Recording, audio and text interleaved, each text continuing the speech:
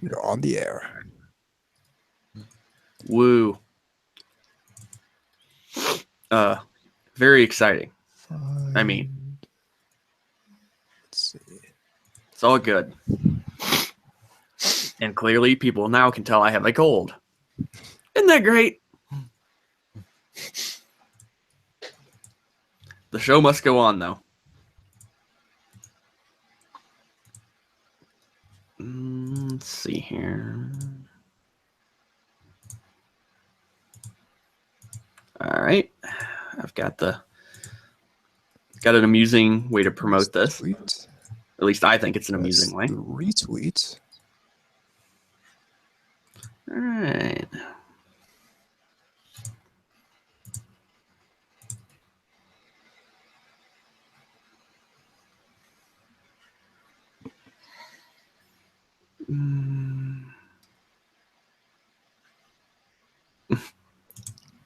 Okay. I'm promoting.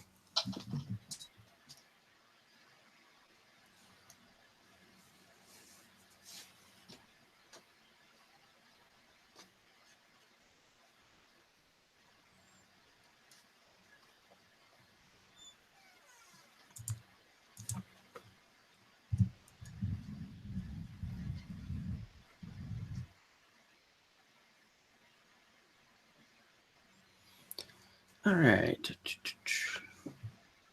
What did he say he was doing? I don't know. Just kind of scrolling around here.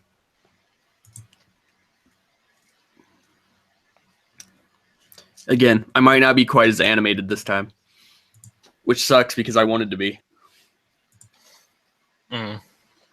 Again, I can't do anything about having a fucking cold, though.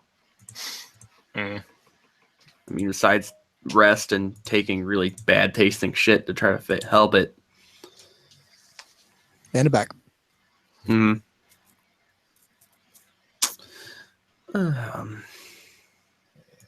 just happening to read weird shit that's popping up on my timeline there.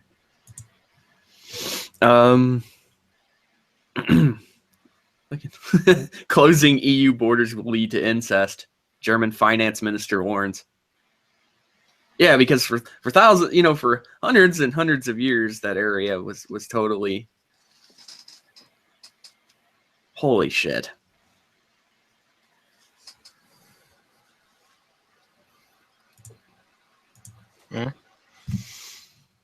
Figures I pick up the one unsharpened pencil in my fucking pencil cup. I always do that with pens. Like the ink is bad. And it won't write. 1 second. Yeah.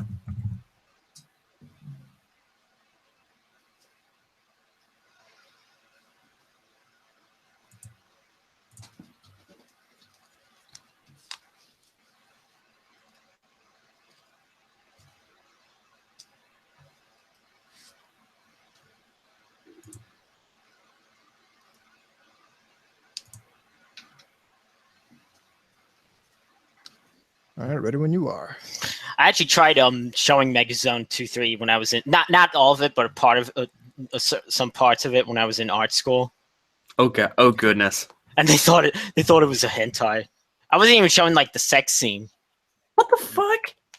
They're like, "Is this porn? Is this hentai?" No. Because the part where they were walking around in the underwear. So, yeah. Oh yeah. What a fucking bunch of idiots. Yeah, I know.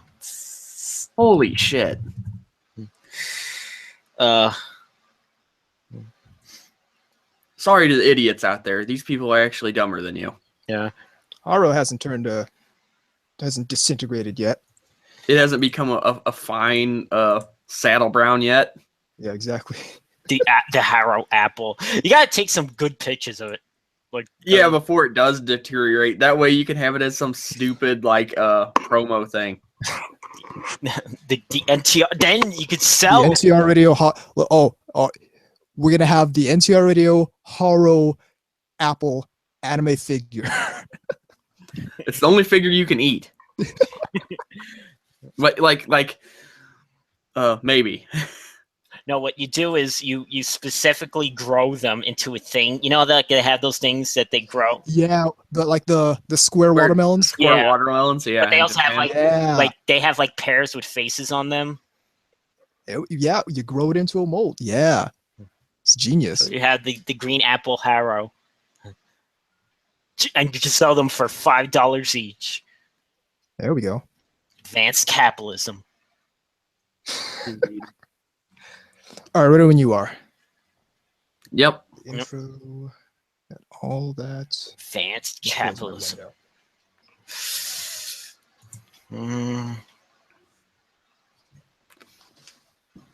Yeah, the NTR Holo Apple T-shirt, necktie, coffee mug. Caption. Still here. or you could, or you could have like something. K-Gods thought this was a haro. Hey, from a blurry distance, it did look like one. In 3, 2, 1.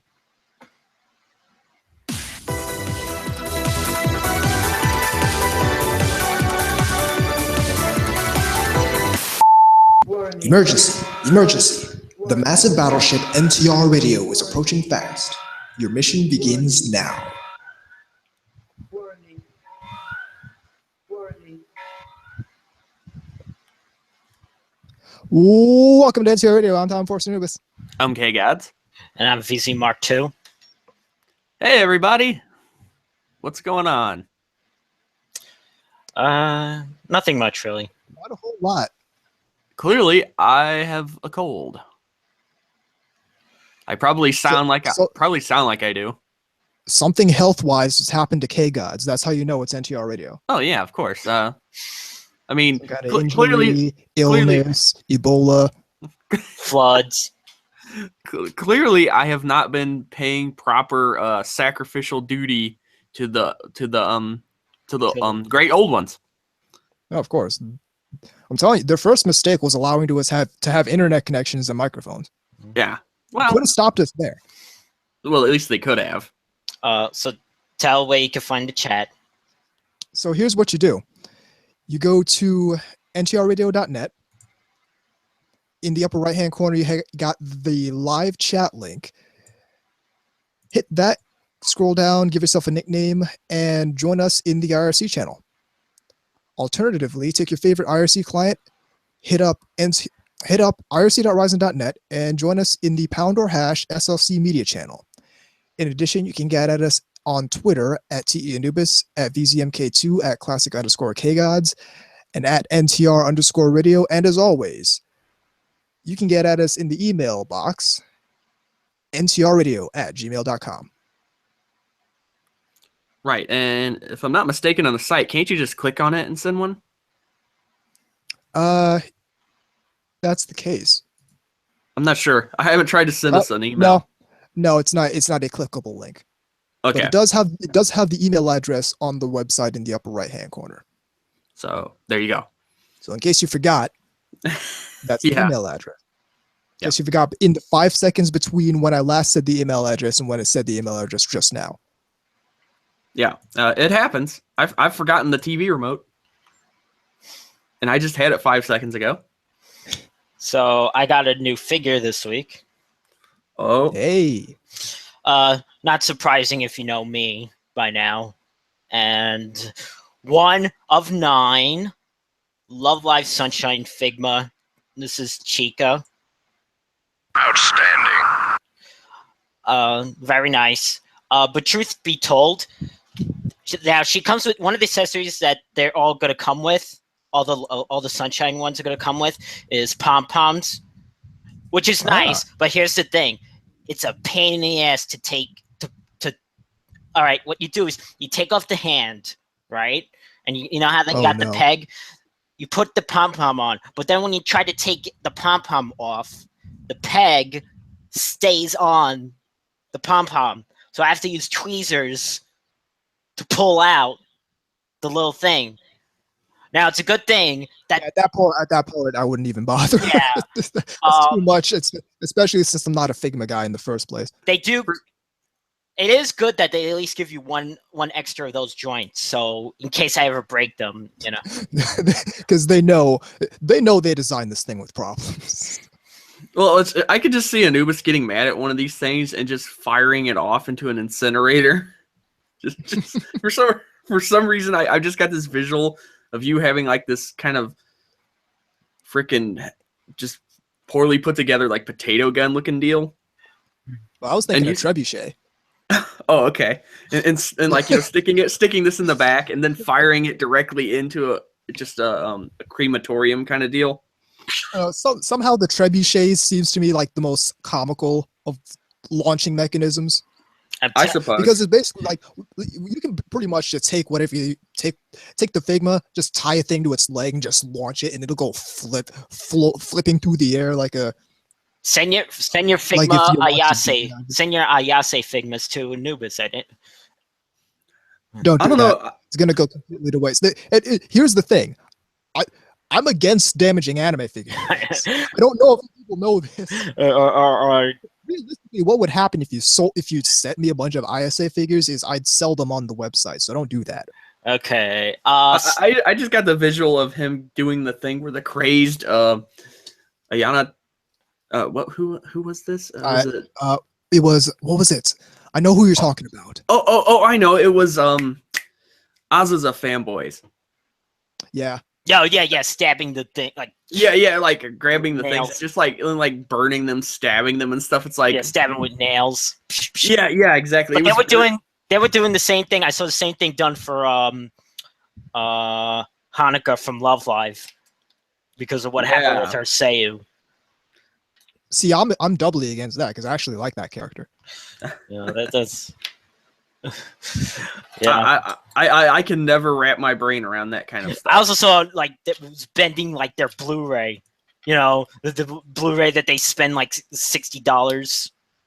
I don't know. I've always thought it'd be funny if they got mad and they tried to just like outright break a CD or Blu-ray with their hands and the shards got them. Yeah, which by the way, fragmented and flew into their eyes.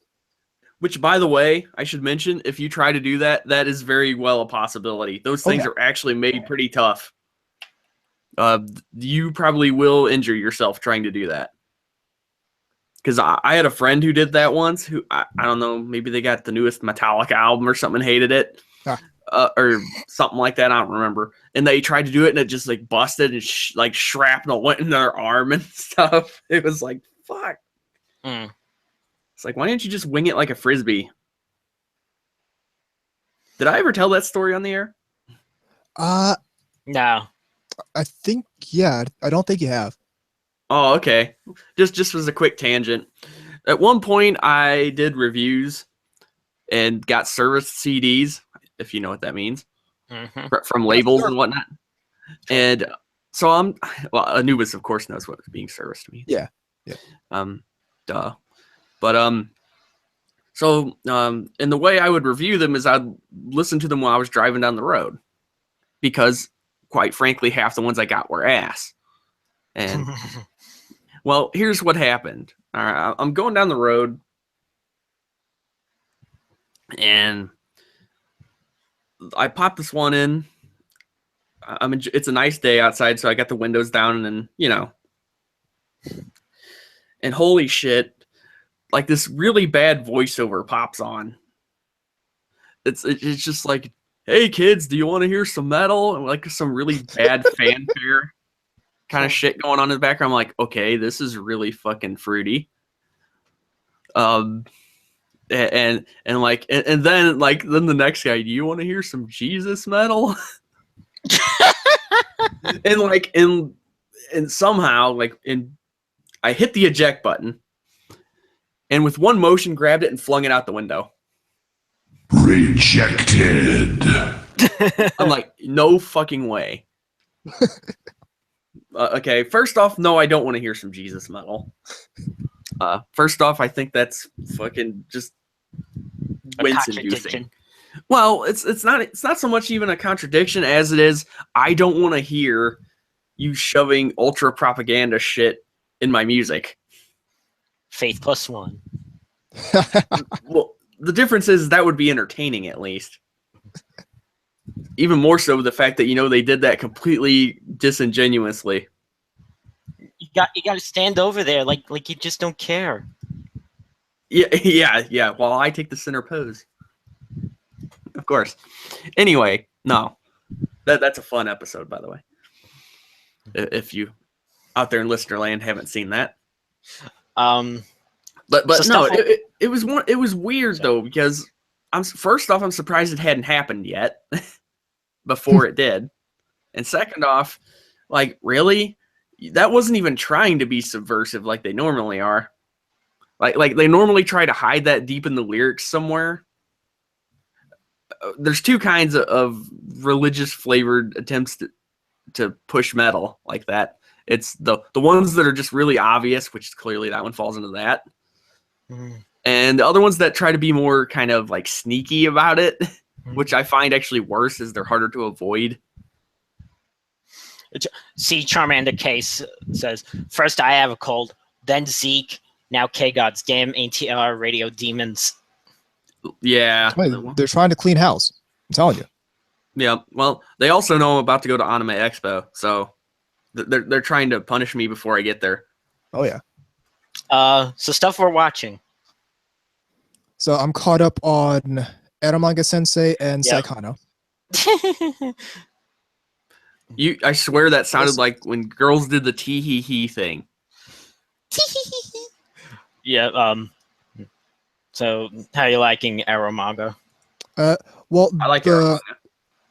The latest episode was really nice. Have you seen it yet, K-Gods? I have. Okay. Yeah, so the latest episode was really nice. I enjoyed the Elf Yamada focus one. Am I the one that... Primarily because it's Elf Yamada focus. Secondarily because it had as little of the new bitch character. See, I don't mind her. As humanly possible. See, I can't stand her. Bitch girl. Every time she's on screen, whatever she does makes me mad. Because the way they introduced her. Yeah, Elf Yamada is pretty infectious. Her and Megumi. Which she wasn't in this one. Megumi, Megumi's like more of a secondary character at this point. I think everybody likes Elf. Yeah. Elf is fantastic. How can you hate somebody that is so pro dick? No, that's Megumi. No, you're talking about Megumi. My bad. She's like Megumi is my second least favorite character. Mostly because she's anti-otaku trash. I'm clearly fucking under the influence of the cold. I'm really liking Hinako no. That's my favorite. If I can't say Cinderella Girls Theater because that's a short, then yeah, Hinako no is my favorite show this season. I love the fact that there's this one character on it. She's not one of the main five, but she's one of the more side characters. She has like large breasts and such. But here's the thing. Then you find out how old she is. Now, if you thought, I forgot her name from Nanan Biori. Hotaru was stretching it. This character, her age is 9. And somewhere, some people out there, some very prominent people have just short-circuited. That is dangerous. I forgot about that. We need a Trump one of those. No, we don't. No, we don't. There's already enough people making sound bites of Trump, and most of them are completely out of context. So okay, I think we're good. Anyhow. Okay. So what else have been? The other stuff I've been liking this season: Frame Arm Girls. Suki ga Kirai. They finally kissed. How scandalous! Okay, is that the Studio Feel anime? Yes. It only took them 8 episodes. Wow, Studio Feels showing remarkable restraint. Like D team. What? Yeah. Was like, what's going on? And it wasn't even a close up. These are the people who made. These are the people who made Yusuke no Sora. It was a far away shot. Oh, and it was a far away shot. They tried to make it all artsy, I guess. Yeah, like. They have to be doing that all- Wait. Let's break this down for a second. Studio Feel tried to do something artsy. Hey, listen, the kind of memo. You're That's pretty artsy to me. You're telling me that the Kiss Exist OVAs aren't artsy, sir? Oh, well. That's the pinnacle of art. Now, see, this is why you need to get that fucking drop in. Come on, man. Get on that. You'll hear it soon enough. Okay, so Not that one. I saw that hentai, the one done by the Ladies versus Butler. Oh, okay. That was pretty good. I still need to see that. Yeah, it's I'm pretty, waiting for it's subs. very well like produced. Something Okay. very rare Well, for. I kind of figured that just when you said that. It's very considering like how the way hentai is these days. It's very very rare to find one that's like really well done looking. Yeah. Clearly a passion project. Right. Naturally. You know, the people making this really liked what they were doing. And on my non-anime front, I've been watching. I finished up Bioman. I like that. Not my favorite of the, but it was enjoyable. But now I moved on. So 2 years later, I skipped two. So I skipped the 1985 one and the 1986 one, Changeman and Flashman, mostly because they weren't subbed, even though I've seen their movies. So now I'm going into 1987's Mask Man. I have to say, that show's pretty badass. I think this might be my favorite one of the 80s ones. So, and I'm convinced that the Yellow Ranger one on Yellow Mask, by the way, her name is Haruka. I'm convinced that she's not wearing a bra, but Yes. Much like Jennifer Aniston in episodes of Friends, huh? Or maybe I only noticed that once I got an HD TV. I remember about 13 seconds total of Friends. I never really watched Friends either, so Okay. you know. And I only watched Seinfeld after it ended. Blasphemer. See, Seinfeld I remember quite a bit more of. Yeah, like somebody was I actually saw somebody hating on it, and I was thinking, wow, what a world we live in. Somebody who actively hates Seinfeld. I think Andrew Dobson hates Seinfeld. Yeah, but we're talking about Yeah, but we're talking about people. Not Blue Bears. Not Blue Bears. We're talking about people that can function and, you know, clearly have a working cerebral cortex, not fucking angry Care Bears. Nuclear launch detected. In any case, I picked up some new stuff. Okay. I have officially gotten into light novels. Since they've officially started actually publishing light novels. And of course, so which one did you select first? Too many words, not enough pictures, though, for me. It's called a novel. I know. See, the first two that I had selected to get into were No Game No Life and Bakemonogatari. See, I figured Monogatari was one of them. Yeah, I had a feeling that would be one of your early ones for sure, Yeah. but Yeah, so I got No Game No Life Volume 1, Bakemonogatari Volume 1. And since I'm like after one day of reading and halfway through No Game No Life Volume 1, I picked up Volume 2 the other day. I was just gonna say he's just perving on Shiro. I wonder how it reads. I love how he didn't respond to that. Listen, am I gonna lie to everyone? No. Okay. I just want to know how the Mayoi part reads. I'll let you know when I get to it. I would love to know like how, and then he saw Mayoi standing there. Does it? And then she. Well, the Monogatari light novels are written in first person. Oh yeah, that's right. It's more like, and then I saw Mayoi. And I said, "Damn, I want to tap that." As I wipe the sweat from my brow and the drool from my lips. See, now is the appropriate time to use this drop-in. Yes. And a powerful... It was like, damn, that's fine. A powerful draft. Anyway, I'll throw in what I've been up to. I'm awful. Yep. Halfway through Wolf's Rain. Lovely. Which is becoming more and more strange. In a show that was already pretty strange. Let's see. Also went ahead and started watching Second Gig, because since I finished the other one. Oh, yeah. Stand up. I've seen it before, just for fun. Naturally. Halfway through that as well. And obviously, been watching it. Also went to the trouble of watching Megazone 2-3, Yes. but we'll talk about that later. We'll hear about that later. In the second segment, after these commercial messages. No. I don't think we've actually ever put commercials in here.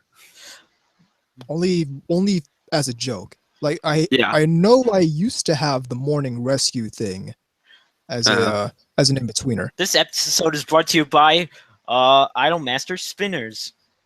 Fidget spinners. Oh, the fucking fidget spinners. NTR Radio fidget spinners. Look, listen. We're not doing. Nope. Listen. I don't need that. Listen, between vaping and fidget spinners, we're completely becoming mongoloids.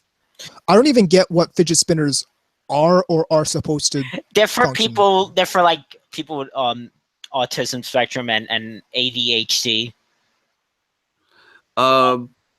Like I don't get it, but pick anyway. up whatever object. Say, pick up a toy. Play with that while like, you're. You literally the thing you can see me do every podcast. Like, yeah, it's like it's just pick up something on my desk and start and yes, spinning it around. I seen people put blades on them. Oh. I see. Yeah, I watched. Oh, and they put their finger. People come up with remarkably creative ways to hurt themselves. Of course they do. like you're gonna end up seeing a before-after pic of someone that looked like they stuck their head in a fucking fan. Those things go really fast if you use like compressed air. It's gonna be totally like them sticking a fucking. You spray the air and it goes. What a! Of course, when someone comes up with a completely benign product, and immediately people start coming up, and it's like a contest at this point. What's the race to the bottom, people? Yeah, exactly. What's the stupidest possible thing I can do with this otherwise completely benign product? I could turn it into a weed eater. I'm gonna tell you what though. You sure can. Tell you what though. Whoever came up with the fidget spinner, like whatever company. Oh man, they're rolling in the green. So much free marketing. Like these people are going to be nice and wealthy. It's like I don't at know. Least for a little while. I don't know if people understand that they're basically giving this company free marketing, or if they don't care. But so much free marketing. This is like the Wendy's thing. Oh yeah. Who remembers? It's probably not you, but speaking of sponsors, but definitely K-Gods. Do you remember slap bracelets? Yeah, I remember slap bracelets. The thing is they came back in kind of intervals. Yeah, I'm pretty sure. I remember the 90s was one of them. I remember I'm pretty sure first wave. I was like on the second or third wave when I discovered the slap bracelet. The funny thing is okay. Now maybe I'm just imagining things, but didn't they have commercials where people would walk up and slap them on people's, like in the commercials now? And I always thought that's a good way to get beat up. Yeah. Yeah. Can't you imagine just some goofy fucking kid doing that to some other kid who doesn't even know him and just like turns around and just decides to go all Nelson Muntz on him? Gets clotheslined. I had one, and you had one of these? The slap bracelet. Huh, interesting. In the what was it, either late 80s or early 90s, and they were I just remembered like after a while it just kept curling on itself. Yeah. The spring inside wouldn't. Speaking of bad ideas for toys and whatnot, remember finger traps? Oh yeah, Chinese finger. Here's something I was actually talking to my girlfriend about. I said, at some point there had to be two drunk idiots who thought it'd be funny to stick their dicks in this. and I just thought to myself, wait, imagine having to go to the hospital like that. Like, first off, how would you even trying to drive would not be fun. And now you how would you get there? Now you remind me of the Dexter's Laboratory episode. Yeah. Wait. Please don't tell me this was hinted at in Dexter's lab. No, it's an entirely different concept in Dexter's lab. No, okay. I was just gonna say I just got this bad visual of Dexter and Mandark. No, Dexter and Dee Dee were stuck together in the finger trap, and they went all the way to China to Chinatown. Well, Chinatown. They thought it was China. They went. Point is, they got stuck in the finger trap and didn't understand that the thing everyone understands about finger traps. Yeah, the more you struggle, the worse it gets. Yeah, exactly. It's like quicksand. Anyway, before we go on to this the second segment here, why do I keep saying third segment? Have you been drinking? Lemonade. No, Pogs. Apparently, I remember Pogs. I used to have this really big slammer that, like, when everybody saw it, they were just like, "Yeah, I'm not playing." Yeah, I didn't understand Pogs were a game. Oh, you just thought they were I fundamentally did not understand that there was a game played with these small cardboard discs. Although my cousin hit somebody with one of those. Like, he took a slammer and chucked it and hit him in the forehead. It looked like some Three Stooges shit. Or some dodgeball like sound effect of the wrench hitting somebody. Ding. Oh, I love what C. Charmander says. Oh, you're suburban children, and then you see like dollar signs in his eyes. Okay. But all right. So before we move on to the second segment, I actually have some news, and this is news about how right I am. And I'm gonna try not to fly off the handle like I did last episode, but it's regarding the same concepts we talked about last episode. So here we go. Let's news. Let's news. Working to restore power. Okay, so the first one is Tokyo Ghoul fans demand Ishida commits suicide after new chapter. Are you fucking serious? Oh, he committed. The person committed suicide. No, it's the Tokyo Ghoul fans demanded that the person commit suicide after the latest Tokyo Ghoul chapter. Yeah. I So basically, what happened was the latest chapter 125 of Tokyo Ghoul leaked online. So first of all, it wasn't even the official release of it. It was a leak online of that chapter, and fans were unhappy about the relationship that was consummated in that chapter. I like how you worded that. Yeah, because some of these delusional fans thought that ship nuts. Ship nuts thought that some gay ship was supposed to be happening. Yeah, so when it turned out that was not in fact canon, they freaked out and started demanding the creator commit suicide. Yeah, I did hear I did hear about that, and I was just thinking, what the fuck is wrong with people? What's funny is there's another. If you're going to talk about the second thing, but first say what the second thing is, because otherwise I know what that ties into that. All right, second news item. The Voltron thing.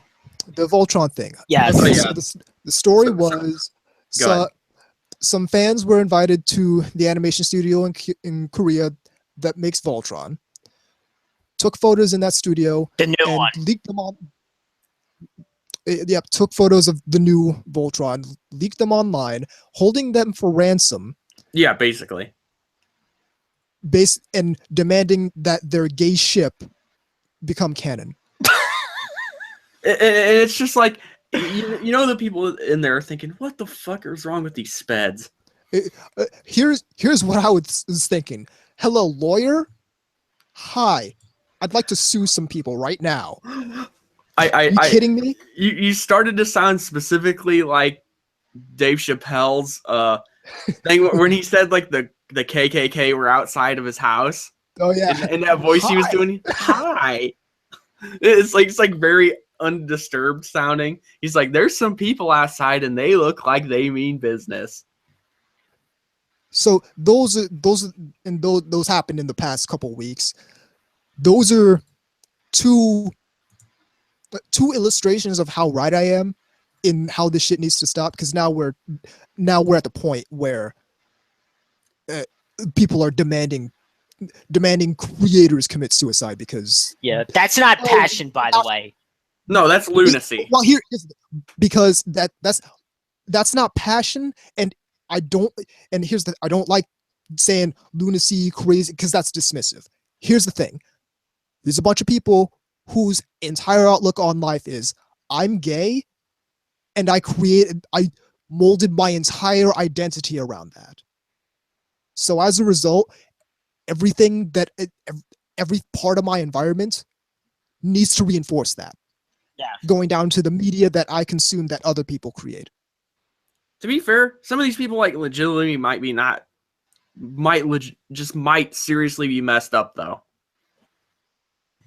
Some of them, but not all of them. There's media. No way is not. My thing is, guess what?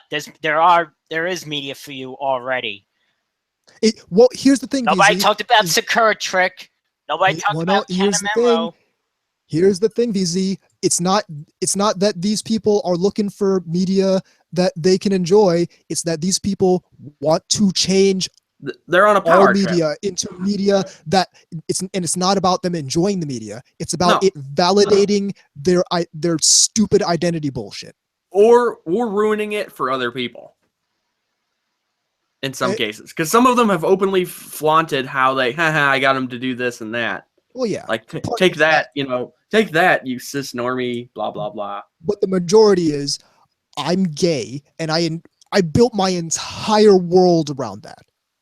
Everything that I do, say, and am falls back to this identity that I built around myself. I like South Park. It's not coming from anything that I created, and not coming from any value that I've provided to other people, but just because of the way I was born. But now, because I created my entire identity around that, I need to force everything that I interact with to validate that. That's what these people are coming from. That's like the people that are fat, and they gotta have. That's like we demand that all the media that I am into have like fat characters. Yeah, that's it. They need to have fat, their trans. They have to have their lifestyle validated. That's a new Tumblr session, by the way. If you ever seen fan art that they do. Yeah. Okay. I haven't. Good for you. Stay far away from Tumblr. Good for you. I have to. This actually ties in wonderfully to something I've got a real chip on my shoulders about. And I saw it just the last time I was at the store too. So it's a fresh idea. I just happened to respot and continue to spot again and again and again, and I hate it. It's when you see fat fucks on the cripple bikes. Oh yeah. On the little scooter. Yeah, exactly. It's like, you asshole. Those weren't made because you're fucking lazy. And that's what they're doing. You can tell it is. And then you'll see somebody like some old person that can't hardly fucking walk. They're just like, just kind of walking around.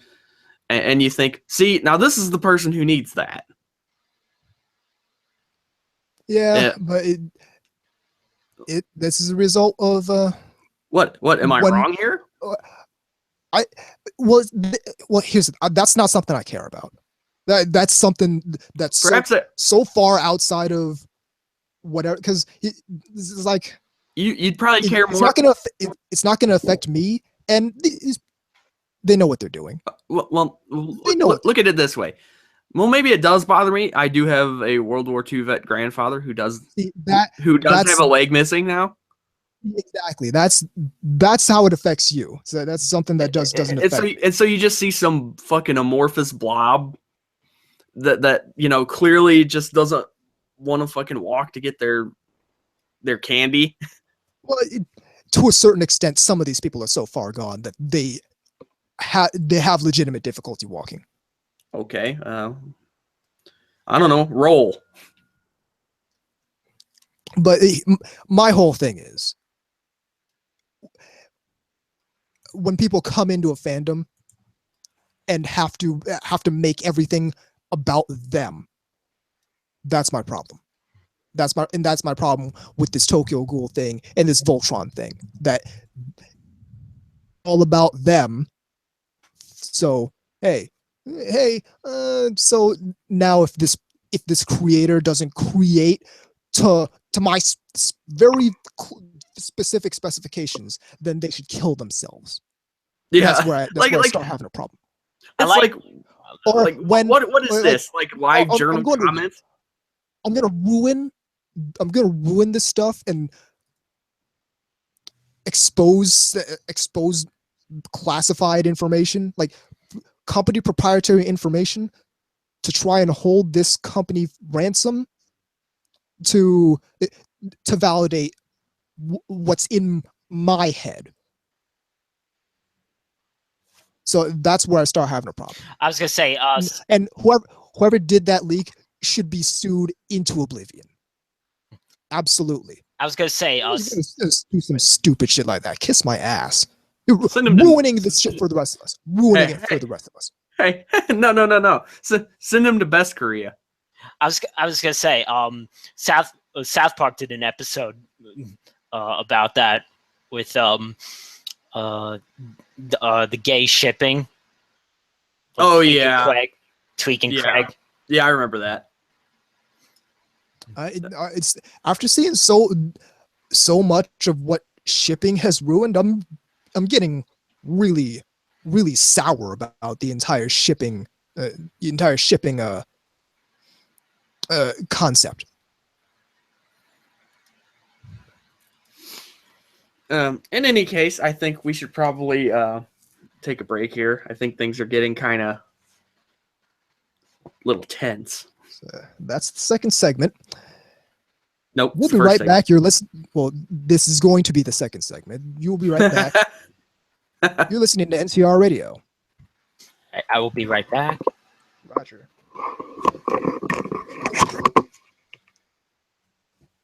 Let's see.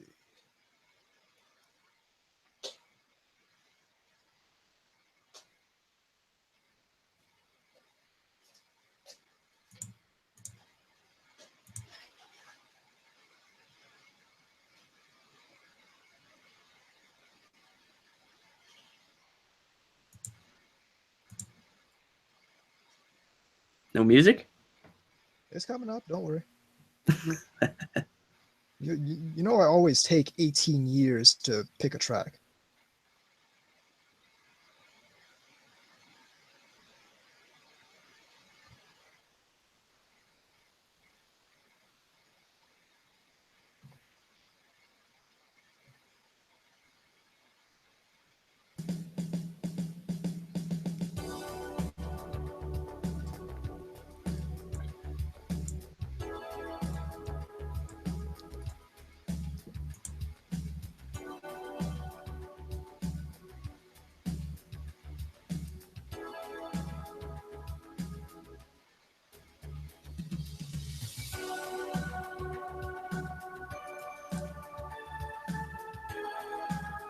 And now for your simulated sex. Some of this shit in, like, some of the tweets in this Tokyo Ghoul article are fucking infuriating.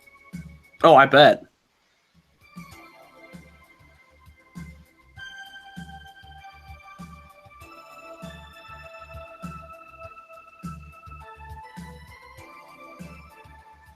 Again, I know you don't realize this, but this totally reminds me of watching old school fucking Cinemax late night. I don't know how 85% of what I play ends up sounding like porn music, but Not softcore porn music. Any core porn music. I don't get it. Because this is the kind of music they play. I've never seen any softcore porn play any music like this. It's usually half the time it's the thing, like that's why I made the joke about the simulated sex, because that was a thing with a lot of that, where you just see them kind of under the covers and not really, you know.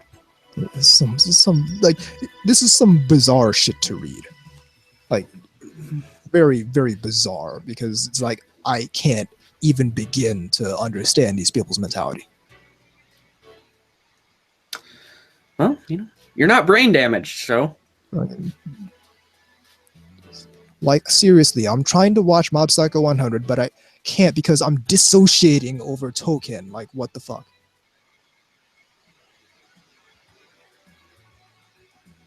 The Token sex scene was literally the worst thing to happen in Tokyo Ghoul. Like, Ishida, what the fuck you doing? I'm gay. Sounds like a personal problem. Fucking tag your Token. I have PTSD. No, you do not. Considering I have friends and family who actually do have it, no, you do not.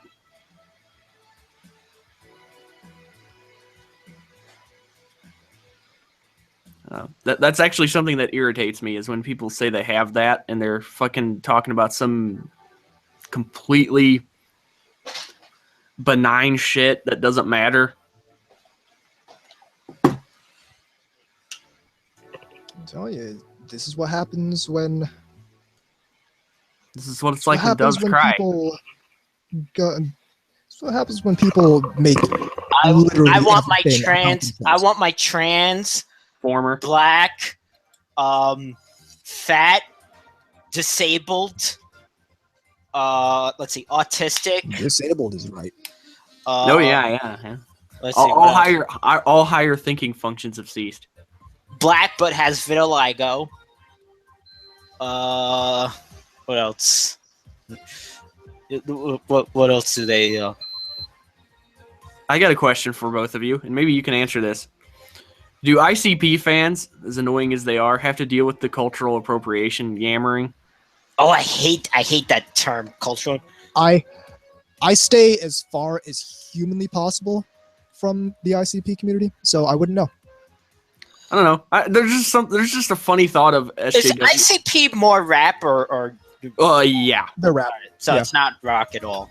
No. Oh fuck no. But it's mainly like white rappers that are. That's mostly who likes it too. White trash.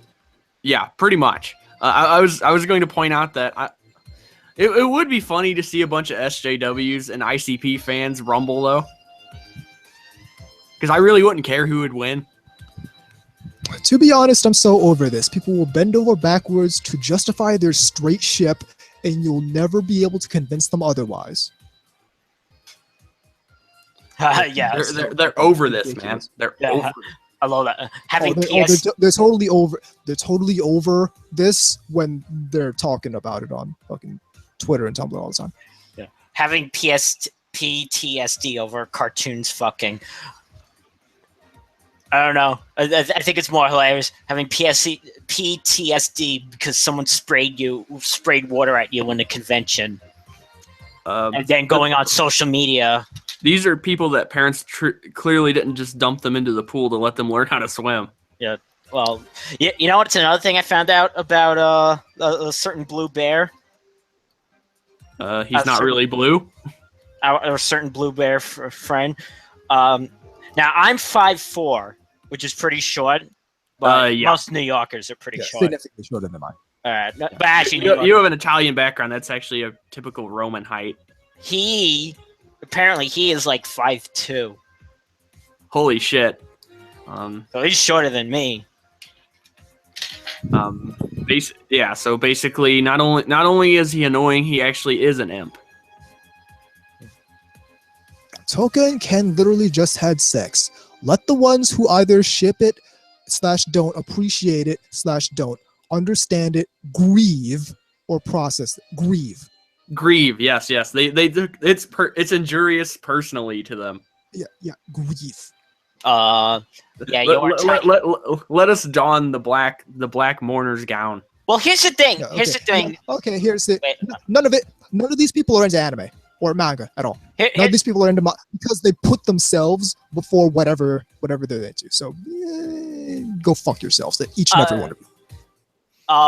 They have to grieve, Anubis. They have Grieve. to, yes, they need to play, taps and. No, I understand grieve when your fucking hamster dies. All right. Yeah, exactly. Okay. Or you found a dead rodent in the road. Oh, wait. Yeah. I understand. Oh, there's a deer lying dead on the road.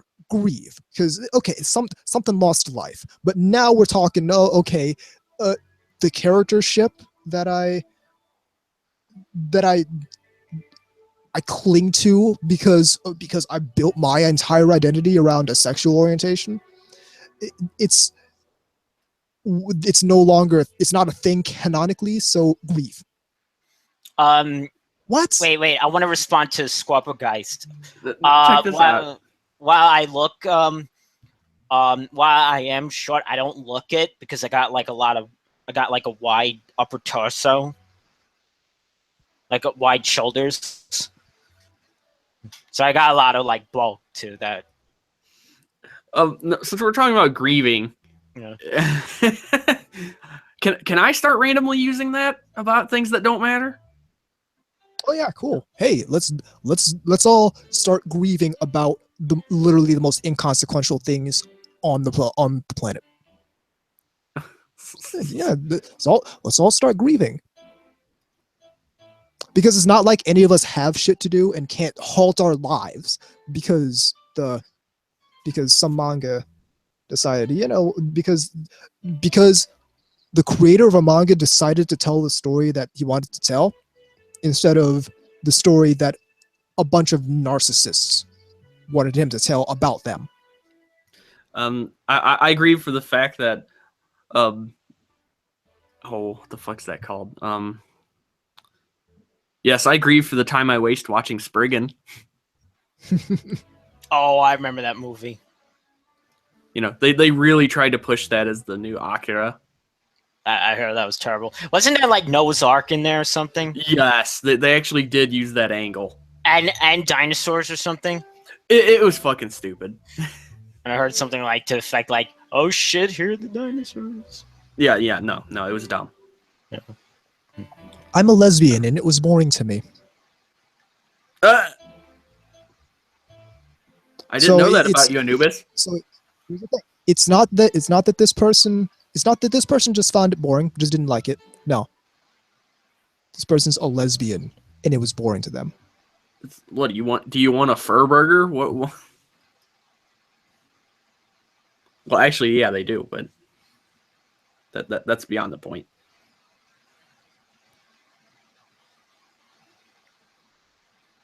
I think you better stop before you get too mad.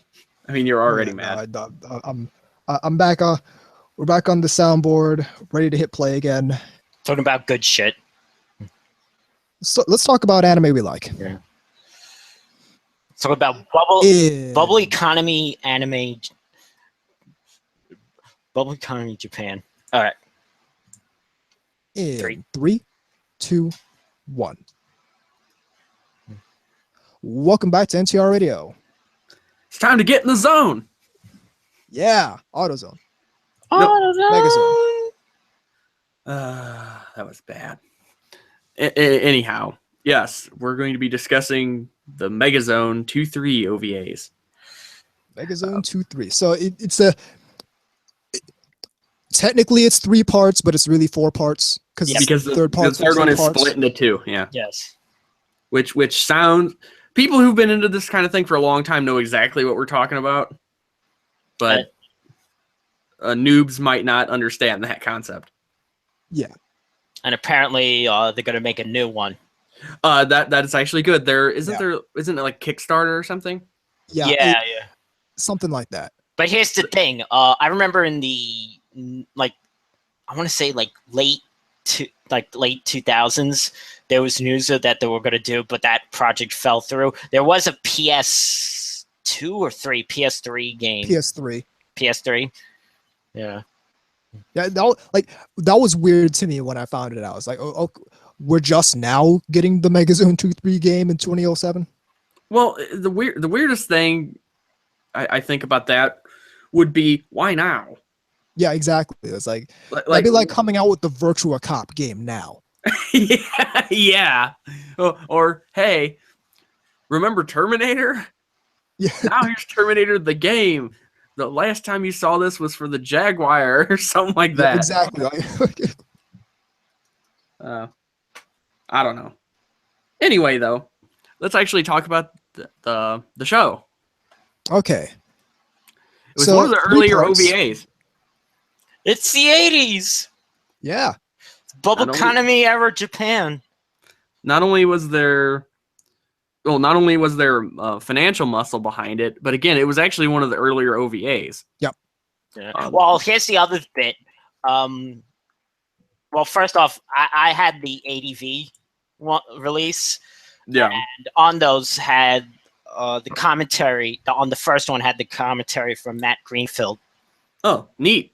So he gave some interesting tidbits and such. Okay. I actually have not seen that, so anything you want to share? Well, I was talking about like the early days of like the OVA and like kind of like how it kind of like helped the market in the US for anime. Well, yeah, because not only was it more self-contained and it would be easier to pitch something like that than like a 26 or more episode TV series. Well, Megazone was going to be a TV series. It was actually called Megazone. Megazone. And it was going to be a part... a Sonic the Hedgehog level? Yeah. It was going to be a spin-off or part of the Mospita world. Yeah. We should also mention another little tidbit. Yeah. Carl Masick and his dirty paws managed to mess up this too. Yeah. Oh, yeah. The Robotech movie. I've seen that, by the way. Okay. With the alternate ending. But we'll talk about that later. Yeah, exactly. Okay, but we're getting ahead of ourselves. So no, it was going to be a TV series, but something fell through, the financial backing. But they did all this work, all this design work. So they kind of like cobbled together something, and it actually worked out. Yeah, it made a very memorable OVA series. Right. The first, what was it? The first one's like around 80 minutes. Yeah, so it's film length. Yeah. Right. Yeah, let's go ahead and just go chronologically here. All right, so Megazone 2-3 Part 1. Which even saying that out loud sounds odd. Yeah. I'm sure. Shogo Yui. Yeah. Here's the thing. I noticed that Shogo Yui wears the same exact jacket that one of the ones I think it was Bioman wore the same leather jacket, and I'm like, was that like a fashion thing in Japan in the 80s? Probably. Wouldn't surprise me. It's like a leather jacket, but it's like very tight and short sleeve. Right. And it's got like the thing that goes like this, like it's like a. Can't describe. Shogo is kind of interesting in the sense that they don't have a typical kind of like whiny crybaby. Hey, I just stumbled across this weapon. Nah, he's the opposite. He's more of a punk. Yeah, exactly. Like he. So the basic premise and story of Megazone 2-3 is Shogo Yahagi and his buddies find this badass motorcycle, and he goes, and the first half I think or so, find is an interesting word. Find, quote unquote. So the first half or so is them going around fucking around with this bicycle with his friends. Yeah. Just like, because like the very first thing you see of Shogo is him basically just like fucking being a complete dick in traffic. Yeah, exactly. Just like, first off, I'm going to point this out. I hate people who really do that. the way he's like darting in and out of shit like that. That's a good way to get killed. But it's entertaining for the purposes of the show. And, yeah. So the first day is like, hey, going around picking up chicks. Like, hey, let's make a movie with this bicycle, and they do that. Well, first he finds Yui. Yeah, that's entertaining too. And she, what is it? Green-haired beauty. Yeah. She's a slut because she was gonna sleep with the producer guy. Hey, let's get to that when we get to that. Oh, all right. We haven't gotten to that yet. All right. Okay. Go on. But yeah, so basically he drops her, basically gives her a ride to like what was it, the acting studio or whatever? Yeah, dancing. Yeah, the dance studio which by the way, that's another thing we should point out. Lots of music in this. Yeah. And pretty much like, hey, we just saw Flashdance. Yeah, exactly. Yeah. Oh, and McDonald's. Don't forget that. Actual McDonald's. No, yeah. Actual McDonald's. Not just in the background. This guy works there. Like they have a bunch of like actual real life restaurants and places. Like in the second actual like Coca-Cola. Yeah, actual brands. In the second episode, they had the hard I love the machine. Like after he beat it, it kept coming out. It just kept spitting out cans. Yeah. I don't know. That's like some Fonzie shit where he hits the the fucking jukebox. Yeah, dunk. Any case, I actually like Yui's character design. Oh yeah, absolutely. Yeah, it has that gorgeous. kind of Tomino. No, I'm not Tomino. What's his name? Dude, put down the object. Wait a minute. Hold on. Toshi Hiro Hirano. Okay. Is the character designer. Right. And it's pretty interesting. It definitely dates itself in the 80s. I love how she asked for his phone, or he asked for her phone number. Yeah, right there. Isn't that such an 80s movie deal? Like, because now you just like touch phones or some shit. Yeah, exactly. You know, or it's like, can I have your phone number? I got a better idea. Here's my Skype. You know, or here's my Discord. Here's my email. Here's my Twitter handle. Yeah, exactly. Or Facebook page, or yeah, exactly. Or Tumblr. Oh! Nope. No. See, that would be like, okay, I'll call you later. She tries to give you your Tumblr, run. Then she actually have green hair. Yeah. Oh shit.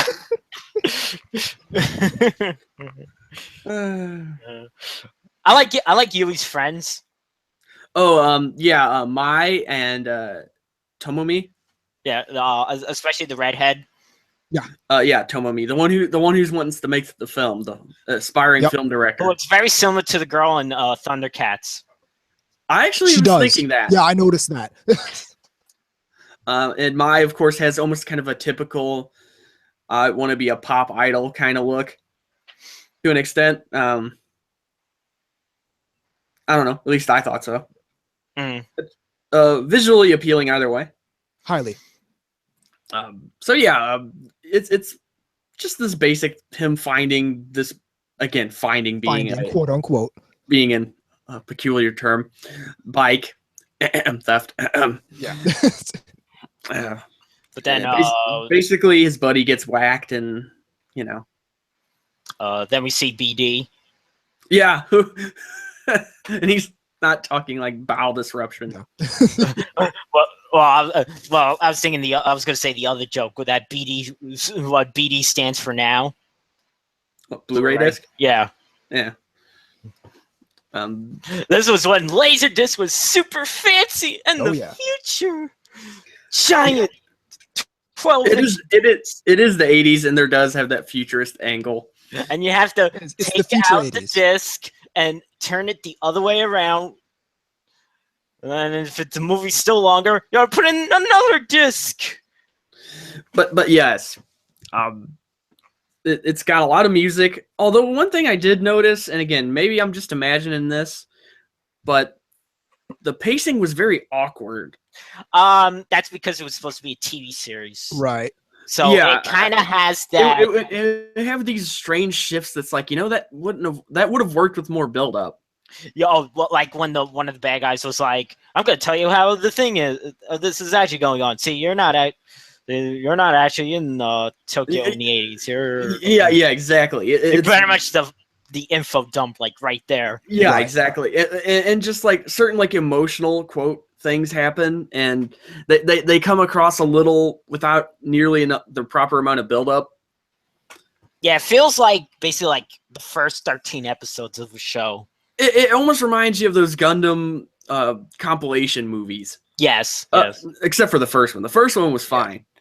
But like if you were watching like Seed or anything like that, it's just like this doesn't work. Or that first Ava one, it's crammed to the point where it doesn't feel natural. Yeah, it's like event after event after event happening just in sequence. Boom, without boom, boom, boom. yeah. And it doesn't. Now, sometimes that kind of effect works well, but there needs to be kind of that tension released kind of thing, or else otherwise it just feels kind of like they don't know what they're doing. And in this case, I do think it probably is because it was supposed to be a TV series first. Right. That's a small knock. It's still way fun to watch. Oh, this yeah, is the absolutely. epitome of a fun show, I think. Everything about the 80s and kind of stereotypes about Japanese sci-fi type stuff is pretty much in here. Yeah, exactly. 'Cause you've got the future 80s aesthetic, like a low-key future 80s aesthetic. Yep. Until the grand reveal. Until the grand reveal. Want. Which also, that grand reveal is so Japanese sci-fi. Yeah, and I can name like at least 3 other properties that have that same sort of premise. All Japanese, all sci-fi. Also, The Matrix totally ganked a lot of its ideas from this. Yep. Yeah, they played like we didn't know about that, but I'm skeptical. Highly.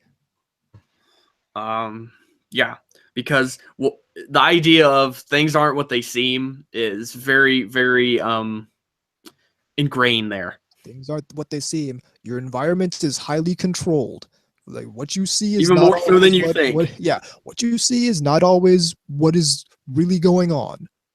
No, and I enjoy those kind of stories. I really do. They have a certain. You don't see those a whole lot anymore. Not really. Because of the internet age. Yeah. But it's fake news. Yeah, and literally in this case, it's fake news. Really, being delivered to you by interesting people. One of the things I really liked about this, besides the grand reveal, when they take the wrong one. They take the bike in somewhere where they're not supposed to go. And forgot the other thing, Eve. Oh yeah. The typical the 80s. We need to sell. We need to sell you some CDs. Or cassettes probably. Yeah, and she's basically the common element between all 3 parts of Megazone 2. Like the biggest common element. Also designed by Haruhiko Mikimoto. Yep. Yeah. But they see the holy crap moment, which is pretty entertaining. No argument there. But I love the fact that besides that you have this Orwellian control deal going on, you also have this wonderfully coup in the background that they're trying to plan. That they're gonna overthrow the corrupt system controlling all of them. Right, but they themselves are fascists, pretty much. Yeah, exactly. It's very entertaining. These are, basically, wouldn't you say they wanted to create a military junta kind of state? Yeah, sort of like that. They want to rise up overthrow the system controlling them and install their own highly oppressive government into where it used to be. Yeah. What's interesting is a character like what was his name? JB? JD? BD. BD. Yeah. Duh. Why the fuck was I thinking that? Oh, I know why. Anyway. There's always a character like him in these kind of like this kind of douchey asshole character like that. You ever notice that? There's always that kind of smart ass kind of.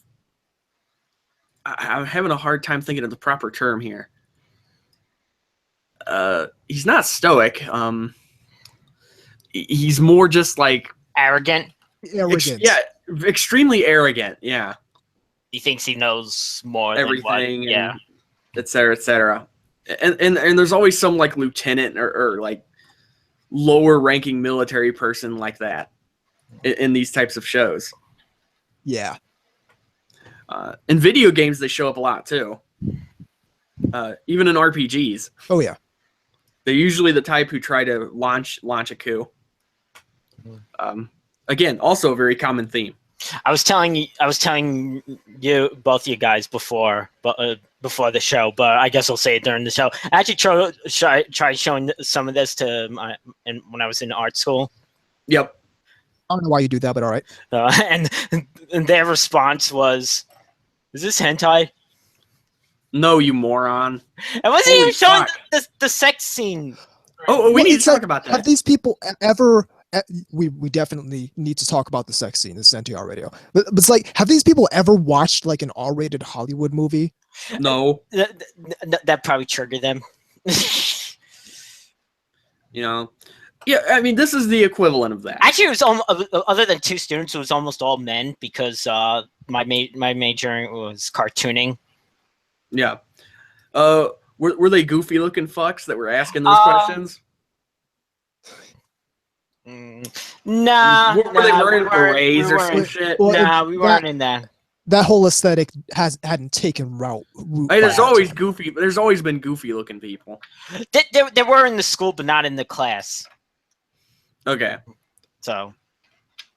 All right, fair enough. I was just gonna say, what did somebody have like beret or something on in there? Nah. Look like the guy with the hat. Nah. See, that's what we call a callback. Longtime friends of the show will remember that. But I don't even remember half. I actually loaned out this movie and Empty Geist to my teacher. So interesting choices. Yeah, he didn't have the time to watch all of them both and I was getting kind of anxious. Like whenever I line out something that I know but not know too well, it's like, can I have it back soon? You know. But yeah, this is a little observation. They were like, they wanted to know when the mecha was gonna show up because I was trying to explain. But I couldn't get out the words because you have this person talking and this person wanting to do their thing. But I was gonna, a lot of mecha anime, you might already know this, but a lot of mecha anime isn't really about the mecha. It's about the characters. Well, yeah, the mecha is just depending on the show. Some of them are just blatant commercials. Yeah, well, that too. Let's not. I mean, I showed like the combining scene from Dan Cougar, and the person in the class thought it was Voltron. It's like, is this Voltron? No. God. It's like, no, do some research, ass nut. Yeah, well. First off, Voltron, like, haven't you ever seen that before? You apparently know what it is. They know it, but they don't really know, Yeah, they don't focus on Voltron. Yeah, they just know it's a thing. But here's the thing: people think that like Voltron's like the monopoly on combining robots. Oh fuck no. Yeah, exactly. Well, of course not. It was just one in a long line of very similar shows. That one just happened to be molested and then released here. It's a nice word for it. Hey, I've seen the original. That's exactly what happened to it. Speaking of molestation, let's talk about this sex scene. Oh no! Well, first you got to talk about the part with the producer when he was trying to kiss you. Yeah. Oh, yeah. Okay. Yeah. This scene is very entertaining because, like, this sleazy motherfucker. And as soon as you see him, you know he's sleazy. Holy shit. Yeah. Like, holy fuck, this guy looks like a pimp. Basically, the real life producer from the Idolmaster. Yeah, probably. The producer that's fantasy. We version. know this is the more realistic. If you want this job, Yeah, exactly. Well, under the desk interview. He invites her up to his place, apartment or whatever, and has her take a shower. Which I knew where this was going immediately. I was like, Yeah, oh no, always a prelude to sex. yeah. Oh great. You know, she's like, oh no, and then like he's basically trying to force himself on her. It's pretty disgusting.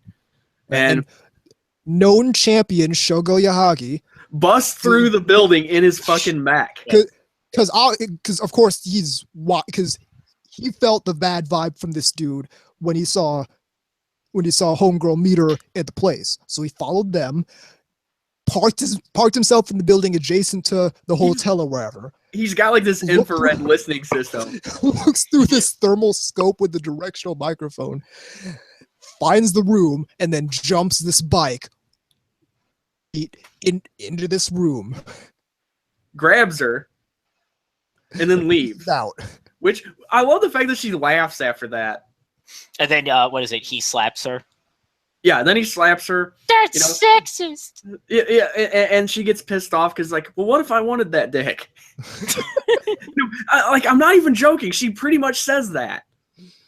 Not in that word, but Of course in so much wording. But she's like, well, what if I wanted to do that?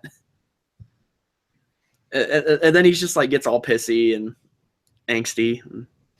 It's entertaining. I could see somebody getting really ass mad about it, though. Oh, of course. It's 2017. But today that would trigger a whole bunch of idiots without a sense of this is a movie. 80s anime is misogynistic. Yeah, well, but they think modern ones are too. So what does it matter? Anime is misogynistic. Okay, stop watching it then. It's triggering. Everyone else is good. It's triggering me. But no, there is an amusing is the right word, I think, a sex scene, because I love the fact that they're using like these really strange sort of artsy way of doing it. Kind of psychedelic. Yeah, it almost looks it almost reminds me of when Amuro or Char go into new type space. Yeah, in the new type C. Yeah, exactly, where it's just like, and then they give like the info dump. Yeah, while they're doing it, as a backdrop for the info dump. I'm gonna tell you how everything is. Like, as I'm pumping you, I'm telling you the truth of this world. Listen, that kind of thing. We know we're gonna do a huge info dump here. Let's just make it entertaining. The fans a favor and not just make it a conversation. I like the Matt Greenfield in that scene. The Matt Greenfield was actually mentioning cream lemon. Ah, okay. Oh yeah. Yeah. Well, again, that's what I mean by it's more artsy. They use it as pretty much the excuse decoration for the info dump. Yeah. Actually, a lot of the sex scenes in 80s hentai were kind of like that. They had to be a little bit more creative. Well, even our movies were like, they would be doing it, and then like they would be using it as an excuse since they'd be close in proximity to like tell them stuff and. Yeah, exactly. So it's not even an anime thing necessarily. A lot of 80s shit was generally like that. Well, that's like a lot of the like if you watch like 80s OVAs and movies, they're really like ripped from like American Hollywood stuff from that time. Yeah, they really wanted to be Hollywood at that time. They just didn't have the budget to do that. That's why anime became the way to do that. Right. Well, another interesting thing is if you look at some of these other kind of, I guess, side characters would be the right term. Like she's the daughter of the weapons guy. of the like financial backer of like which ties into the military thing too, Right. Because not only he's financing this coup basically because he's a weapons dealer or something like that. Yeah, something like that. Yeah, I And actually like that. so basically he doesn't give a fuck about any of this. He's basically just doing this for capitalist greed. He's trying to like get the that fact money. That, Matt Greenfield was actually like poking holes in the logic. Oh, and there's a lot of it. Yeah, like Oh, what would they do? Like where did they get the gasoline to power? You know. This thing Yeah, and exactly. whatnot. Yeah. And It's there's plenty of stuff that's just completely not explained. Again, you have to like OVAs. take it at face value. Yeah, it's fun. Don't really. It's like watching a typical '80s action movie in the sense that you can't try to process it too much. Yeah. Or you'll just be sitting there scratching your head. The term popcorn movie. Yeah, sure. Yeah, exactly. Don't think too hard about its logic. Just enjoy it for what it is presenting. Poor Tomomi. Oh, yeah. Oh yeah. And as soon And she as was that the scene cutest came- one. Yeah, and we should probably explain what the big reveal is. Oh yeah, sure. Because we've talked spoiler about alert it, if you're interested in actually watching this. Yeah, so Which spoilers. you probably for shouldn't have Megazone listened to 2 this to begin with. But so yeah, the big reveal is that this very idyllic 1980s Earth city is really a spaceship. yeah, the whole thing And is they've been actually a spaceship Yes, they've been traveling through space for several 500 centuries. years. And the whole thing is basically a simulation. Not a simulation in that it's not real, but It's not It's a like a secret. virtual. It's not like they're plugged into VR headsets. No. exactly. It- They're actually in the city, but the city doesn't exist on Earth and is a huge space colony floating through space, controlled by this massive supercomputer. It's a manufactured reality. And Exactly. part of the supercomputer is Eve because she's Part of not the a real supercomputer Plus, is you gotta this- love the fact that it's called Bahamut. Yeah. Bahamut. Yeah, but she kind of like acts as the like I'm The gonna bridge. help the I'm gonna help lead you the way so that way you can I don't know what to call that. Let's see. So The thing that helps the protagonist. yeah, and I know what you're talking about, but so the whole thing is, so humanity ruined Earth, so Yep. they left Earth in these huge space colonies, Which fought So- each other. traveling through space. Space colonies are all fighting each other. So it didn't. You gotta love that we fucked up Earth, but we're like, Yeah. we're still not done. Yeah, we ruined Earth through pollution and war and all that stuff. So There's also aliens. That's far apart. instead of stopping, instead of changing something, we're still gonna fight each other, even Yeah, though we're in We these. basically just turned these these ships into self-contained different colonies. countries. Which I heard Exactly. that's what the new one is actually going to be is another colony. Ooh. Oh, so it'll be like Megazone 47 or something like that. Yeah, something like that. That might be Okay. pretty cool. It's Okay. But so We'll check. I'll check it out if it comes out. oh yeah. and so incidentally, the movie that Shogo and his buddies are making is the plot to what's really The actually happening. reality, what's going on. Yeah. It's like, and they do like the bad acting. Yeah, I love that Tomomi basically was basically pitching this idea, and he's just got this look on his face like, you don't know how true that is. Yeah, I have no idea. And then the guy comes in, it's like, and kills her. It's like, So yeah, as the soon as I saw that scene opening, I'm thinking, okay, someone's gonna run up, they're gonna roll up on her and shoot her. Mhm. That's exactly what's gonna happen, and that's exactly what did happen. what do you think of the Garland? It's pretty cool. I mean, Very cool. Yeah. Reminds me a lot of Armored Core, that really small, compact sort of mecha. That Okay, you that- like you basically inhabit the entire core of the mecha. The mecha designer is a very prominent but kind of undersung hero of like mecha designing, and that's Shinji Aramaki. Yes, sir. mm, So, and he did a lot of like he did Mospita and the bikes from Bubblegum Crisis. I'm seeing a pattern. But he's done stuff like he made various Transformer designs. He's a really good mecha designer, very talented. Director, not so like straight up director. Yeah, if you see like anything of his new like the Appleseed stuff that he does, Right. he seems and that's why people like that's why I bet like when the new Ghost in the Shell comes out, because of his name being attached to it, it's like it's gonna be 3D CG. I don't feel okay with this. You heard it here first. Sorry, not my speed. So yeah, the fight between no, he didn't. Did he? No, he didn't fight BD in the first one. He did. Oh, he did. He did. He got his ass kicked. He got wrecked. I mean, like, holy shit. Oh, I know he got wrecked because the part where he's like bleeding and then is like holding the thing. And then he's like walking around with that crutch, and it's like playing the Rocky music. Listen, I'm telling you, that part where he's walking down the street struggling with this stick, and then you hear the music start to build, and he throws away the stick. Yeah, it was cool. Like, I love there's a part where if you pause, Yamai's back, son. There's a part where if you pause it, you see a sign that says "Fuck you, Wild." I saw that. Yeah, I did see that. Again, these are things that you probably wouldn't see in contemporary OVAs. Good stuff. That moment at the very end, That's where great. He's walking with the stick, and as the music builds, he throws away his stick and just starts walking, dude. And then you just see If that didn't pump you up, there's something wrong with you, because it was great. I'm pumped.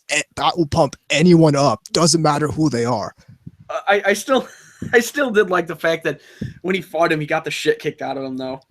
Oh yeah. You got he got wrecked pretty hard. I like those mass-produced ones. Oh, the ones that are basically just like patrolling the area. Yeah, the ones they're black but they have the white heads. Yeah. Again, I you can't ask me names of these things outside of the basic stuff. Unfortunately, I've only seen it a couple times. I could look it up if I want to, but I don't. And the names of these mecha don't really matter. Other than the Garland, the names of these machines don't really matter basically. much. Okay. The first one, again, it has definitely some strange pacing stuff going on, but if you like this sort of thing, it won't matter. Oh yeah. And that's from 1985. Yeah, so yep, Reagan is still president. Soviet Union is technically still there. Yep. I was 3 years old. So and like they two. portray the reason it's an city in the 1980s is because it's because that was when things were happy before the wars came. The most peaceful era of humanity. Which if you know anything about the 80s is actually kind of funny. Yeah, which I find hilarious because the Cold War is still happening. I was gonna say, not if you were in fucking Afghanistan. Yeah, they're still killing people over in Afghanistan. So it's, I mean, holy shit. Anyway, so part one leaves off on a cliffhanger. There's obviously a whole lot of unresolved threads with Eve and with Bahamut and everything's starting to go downhill by the end of Megazone 2-3 part 1, because they got the alien threat encroaching and the military's still trying to actually take over. So a lot of unresolved threads at the end of part 1, which goes into part 2. Which holy shit, the art style changed. Yes, holy shit, the art style took a completely different direction. Oh, for sure. Yeah. I mean, we should mention the mecha switch, the animator switch. Yeah. So because that was a switch, too. It was Ichiro Itano. Yeah, that was the director. Yes. The first one was Nobuteru Yuki, I think. I think that was he directed Macross. Mm-hmm. What else did he? Legend of Galactic Heroes. the 80s Astro Boy. Yeah, Yeah, a lot of he's sci-fi. pretty big name in the area. So, Yeah. Right, and the character designs have been switched too, of course. Again, this was a common thing with OVAs. Like different teams would pop in, or parts of it would change. Or the new character designer is Yasumi. Yasumi Umetsu. Yep. Umetsu. Yeah, and they did Kite and Mezzoforte. Kite, Mezzoforte. Right. At least that's the things I most know them for. So you'll know the style probably right off the bat. One of the segments of Robot Carnival. Right. Presents. What else? We should point out that more recently, Wizard Barristers. Oh, yeah. All-Star from Cool Devices. we should point out that the characters look quite a bit different in this. Yeah, very entirely different. Very realistic. Yeah, they definitely it's less typical 80s anime-ish. It really took me half the movie for those character designs to grow on me. Yeah, and in all honesty, the first ones still are my favorite designs. Yeah. Same here. Yeah. Shogo and Yui are completely different looking. Yui has BD, I don't know what the fuck happened to him. Oh yeah. Everyone said that about BD, where he's like he gains all this muscle. It's just like Gold's Gym. I mean, what the fuck is going on here? Some well, yeah, maybe he cheated with some synthol. I don't know, man. I just remember when he first shows up in that. I'm like, what the fuck is going on? Which is here? fucking disgusting. If you ever seen photos of that. We should point out that there's a time gap, of course. Yeah, about 6 months. Yeah, roughly 6 months. This one came out in '86, by the way. Yeah, unsurprisingly, it probably did pretty well, if I'm not mistaken. Yeah, it was like the one that made. I mean, OVAs were around before, but it was the one that kind of like made the OVA this one definitely viable, really, as a viable thing to do market. But so 6 months later, new character designs and there's another thing you gotta love about this: all the liquor and stuff. Oh yeah, and cigarettes. Again, real brands. Yeah. Oh, and in the beginning, the first shot you see is a Thundercats and Silverhawks pinball machine. Yes. Yeah, this is one of those franchises, for the lack of a better term, that you do kind of peer around in the background looking for stuff like that. Yeah, it's unfortunately like it's a bygone era. Yeah, you don't see that nearly as much anymore, and if you do, they've always they don't use real names. They use pseudonym kind of things. Nah, it's only real names if it's brought to you by. Yeah. Yeah, only if they're doing some kind of sponsorship deal. Like or cross. Yeah, exactly. You know. So. Anyway. Oh yes, the sex wax jacket. I love that. Yeah. This does not have a jacket. No, it's gotta say sex wax. I feel like that's sort of like.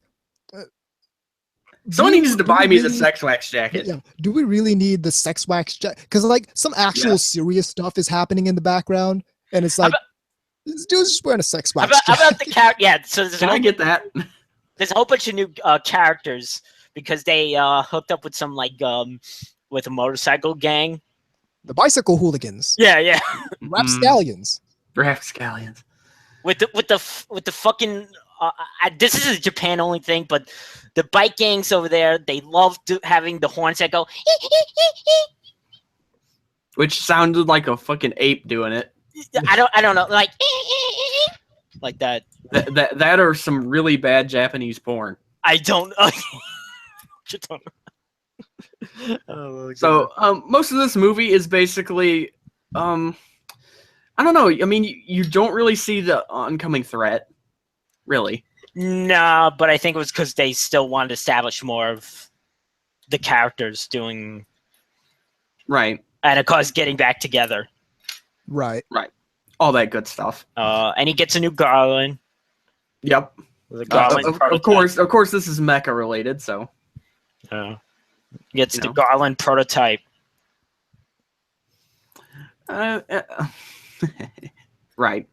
This is the most detailed of all the 3 parts, by the way. Yeah, I would definitely say that. Yeah. I mean, again, Eve is still there. Yeah, Eve is still there. So the basic premise is they're trying now. Everything's coming to a head. Aliens are actually attacking. The military's fucking up because they really can't battle the aliens, but still trying to take over. And Shogo is still nailing knows Yui. the thing, naturally. yeah. You would too if you would too if she was your girl. This time doggy style. Yeah. Yeah. This is more graphic than the first one even. Awesome. Again, it's just like it's like it's a sequel. We need more. More what? More everything. We need more explosions, more graphic dicking. How about what is it? There was the character with the blue hair, with the not a tumbler. Yeah, and the asymmetrical earrings. Yeah. Oh, speaking of that, Eve's fucking earrings. I don't know. I don't think I noticed Steve's earrings. Really? They didn't really stand out to me that much. Interesting. I don't know. Maybe I'm remembering wrong, but big hoop earrings. Well, yeah, you can see hoop earrings anywhere. I don't see hoop earrings. I know I saw them somewhere. I'm trying to remember, and I remember thinking, "Wow, this is very 80s." Maybe I'm remembering wrong. Again. But yeah, so they're everything's coming to a head. They're now they're trying to activate the system that'll let them get back to Earth. Because the Megazone 2-3 is coming back to Earth, and to meet Adam. The Adam system and the Eve system are gonna have to figure out whether or not humanity is worthy to come back to Earth after 500 years. I'm just gonna say no. If you saw the first one and still thought, yeah, it's a good idea, no, I don't think so. I mean, really, think about that. It's just like, we're a species that after we fucking destroyed our planet and living quarters, after we got out, still decided we needed to keep going. Like after we were in a completely worse situation. Yeah, exactly. You know, it's just like, yeah, fuck Cave 306. Basically, you know, fuck Star System or Starship 4192. Basically, what happened is we kind of nationalized different ships. Yeah, exactly. And basically just carried on as usual, which means fighting. Good stuff. Oh yeah, it's all in the good. So aliens are attacking. They're still trying to get to Earth, and everything's really coming to a culmination where someone's gonna need to make a decision, and a bunch of rapscallions on motorcycles they're gonna go in. They're gonna take down the man. The man. Mm-hmm. And again, is it just me, or did the second one feature the kind of the biker gang kind of thing a little more heavily? Yeah. Oh yeah, absolutely. Yeah. Okay, it wasn't just me then. I was thinking because when I did watch them again, I did in succession. There was also the fat one based on a real wrestler at the time. Huh. Yeah. Yeah, you saw that kind of stuff a little bit too in these type of OVAs. Yeah, I mean, oops. Oh, and then there was the fight again with BD, but BD this time lets them go. Yeah, he doesn't really lose, as in he doesn't get killed, but he's sort of like, yeah, you know what? Another great scene. You see the people on the British ship with the captain, and then the things with the tentacles come. Yeah, just cut and break through the console. Oh yeah, that's great. And just destroy everyone. And go right through the eyes. Yeah, classic. And it's like crazy fluidly animated. It's like Yeah.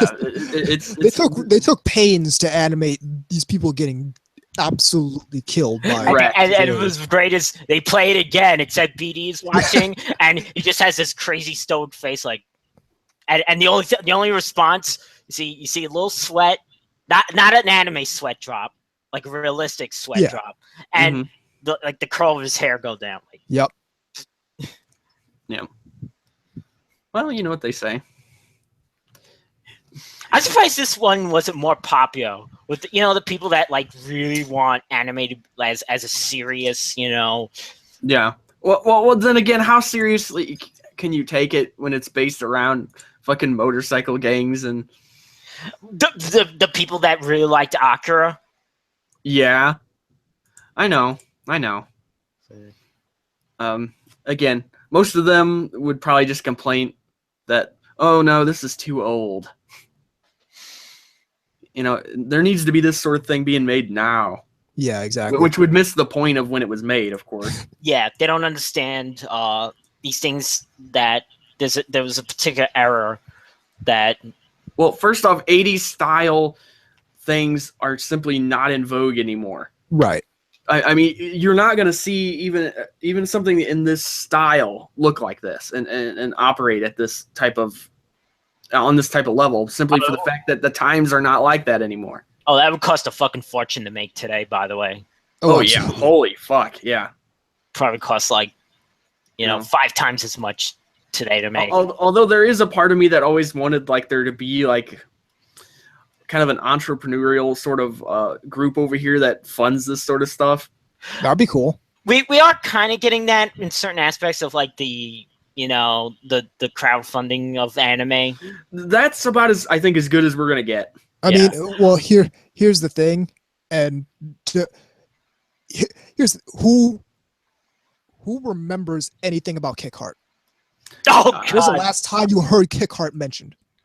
Yeah, exactly. Exactly. So it's one thing to be cool about crowdfunding the stuff, but if you don't continue promoting it afterwards, then nobody's gonna remember it.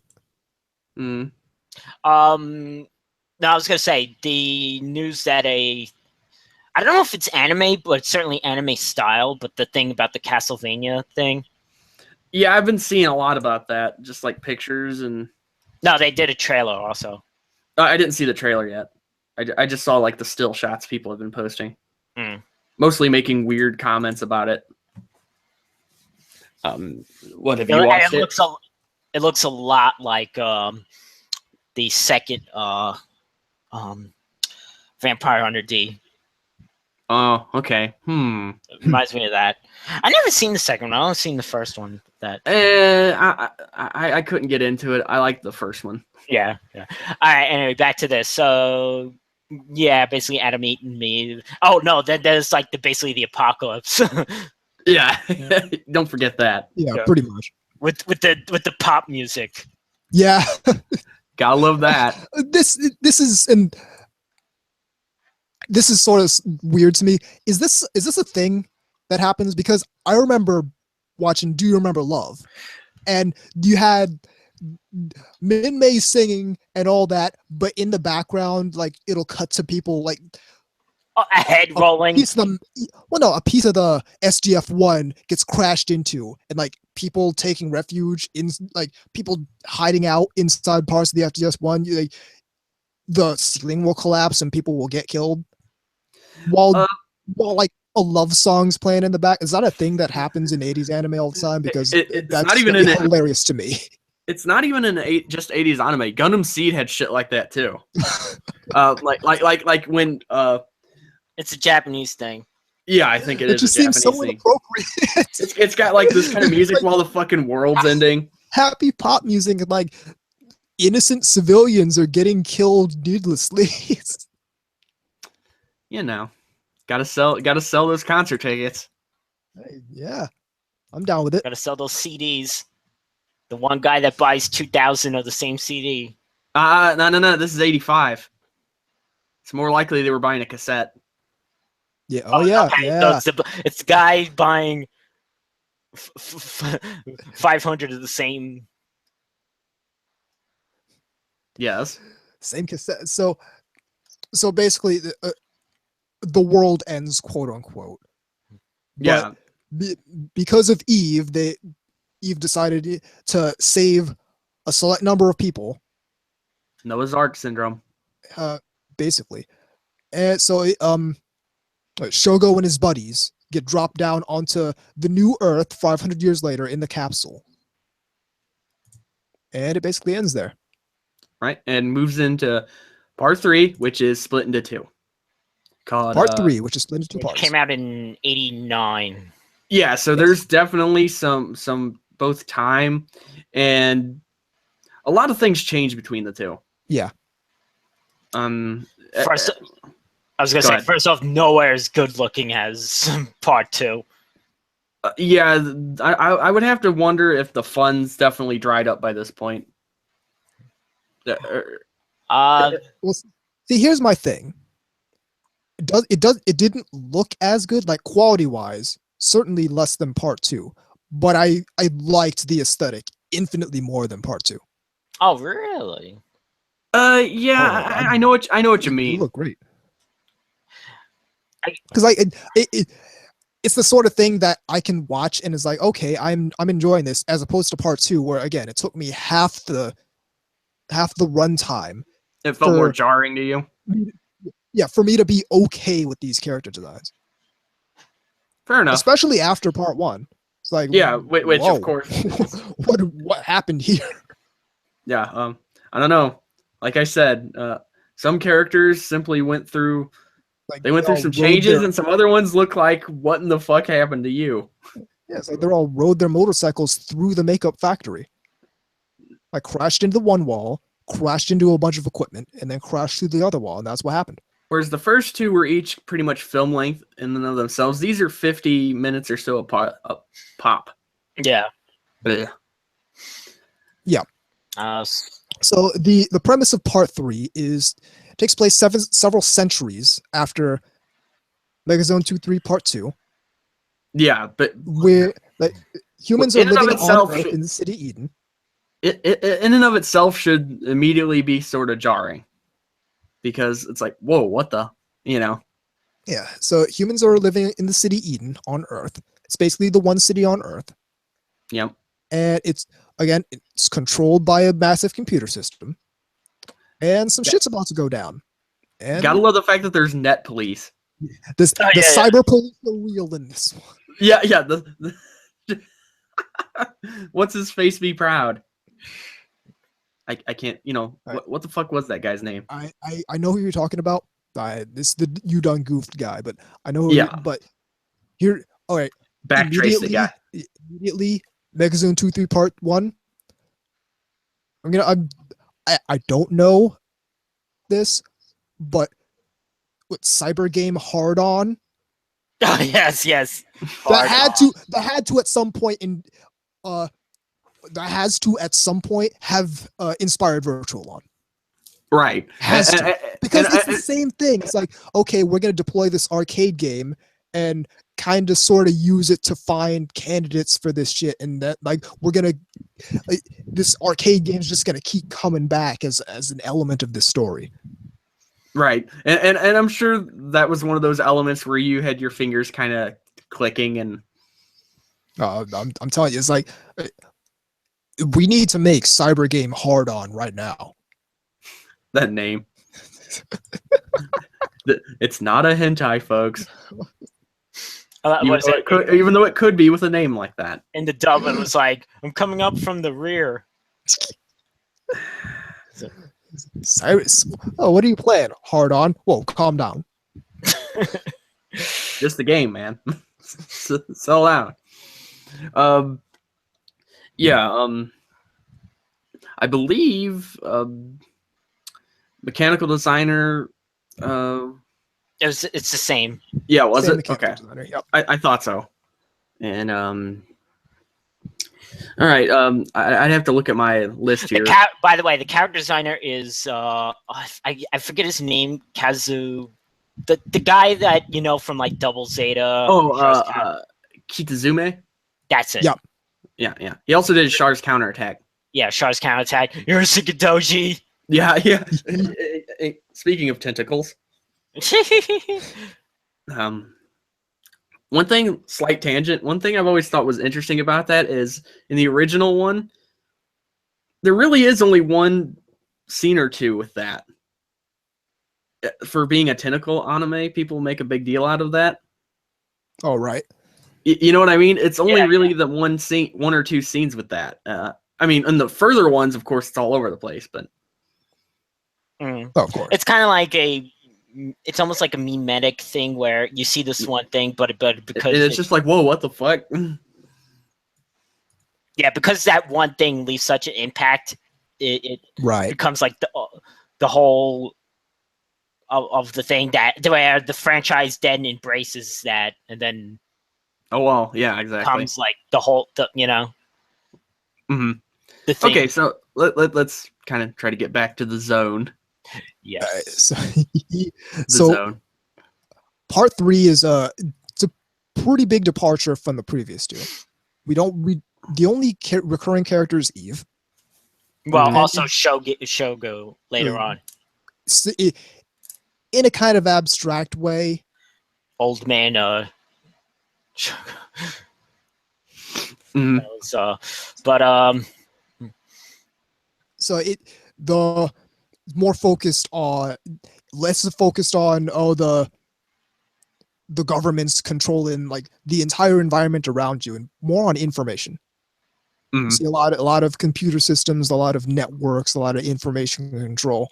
Sounds awfully familiar too. Yeah, more or less, it's kind of the same plot as the first two. Yeah. Well, also, but then I don't know. Should I give the reveal about Eve in this one yet? Yeah. Okay. Eve turns out to be a real person. Yeah, she's an actual person in this one.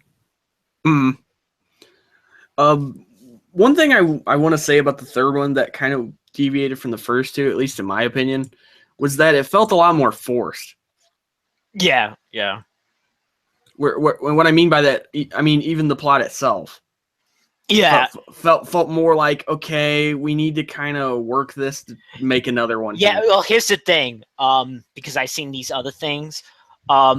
It seems like the sequelitis syndrome of a bunch of these OVAs like Golf Force and Project Echo, where they kept going.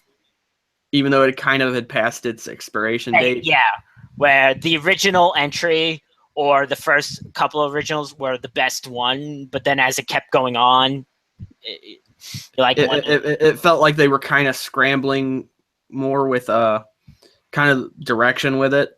Yeah, like trying some way to keep it relevant. Right.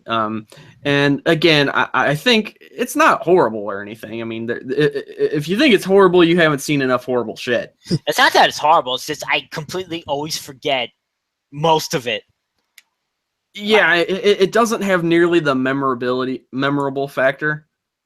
It's like I'm struggling to remember most of it. And that's the thing. It's like I've seen it multiple times. Right. I only remember a couple, some aspects to it.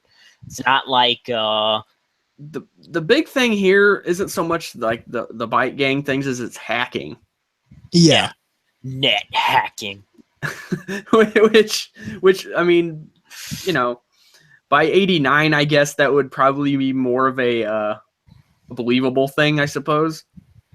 Sort of. Cyber police.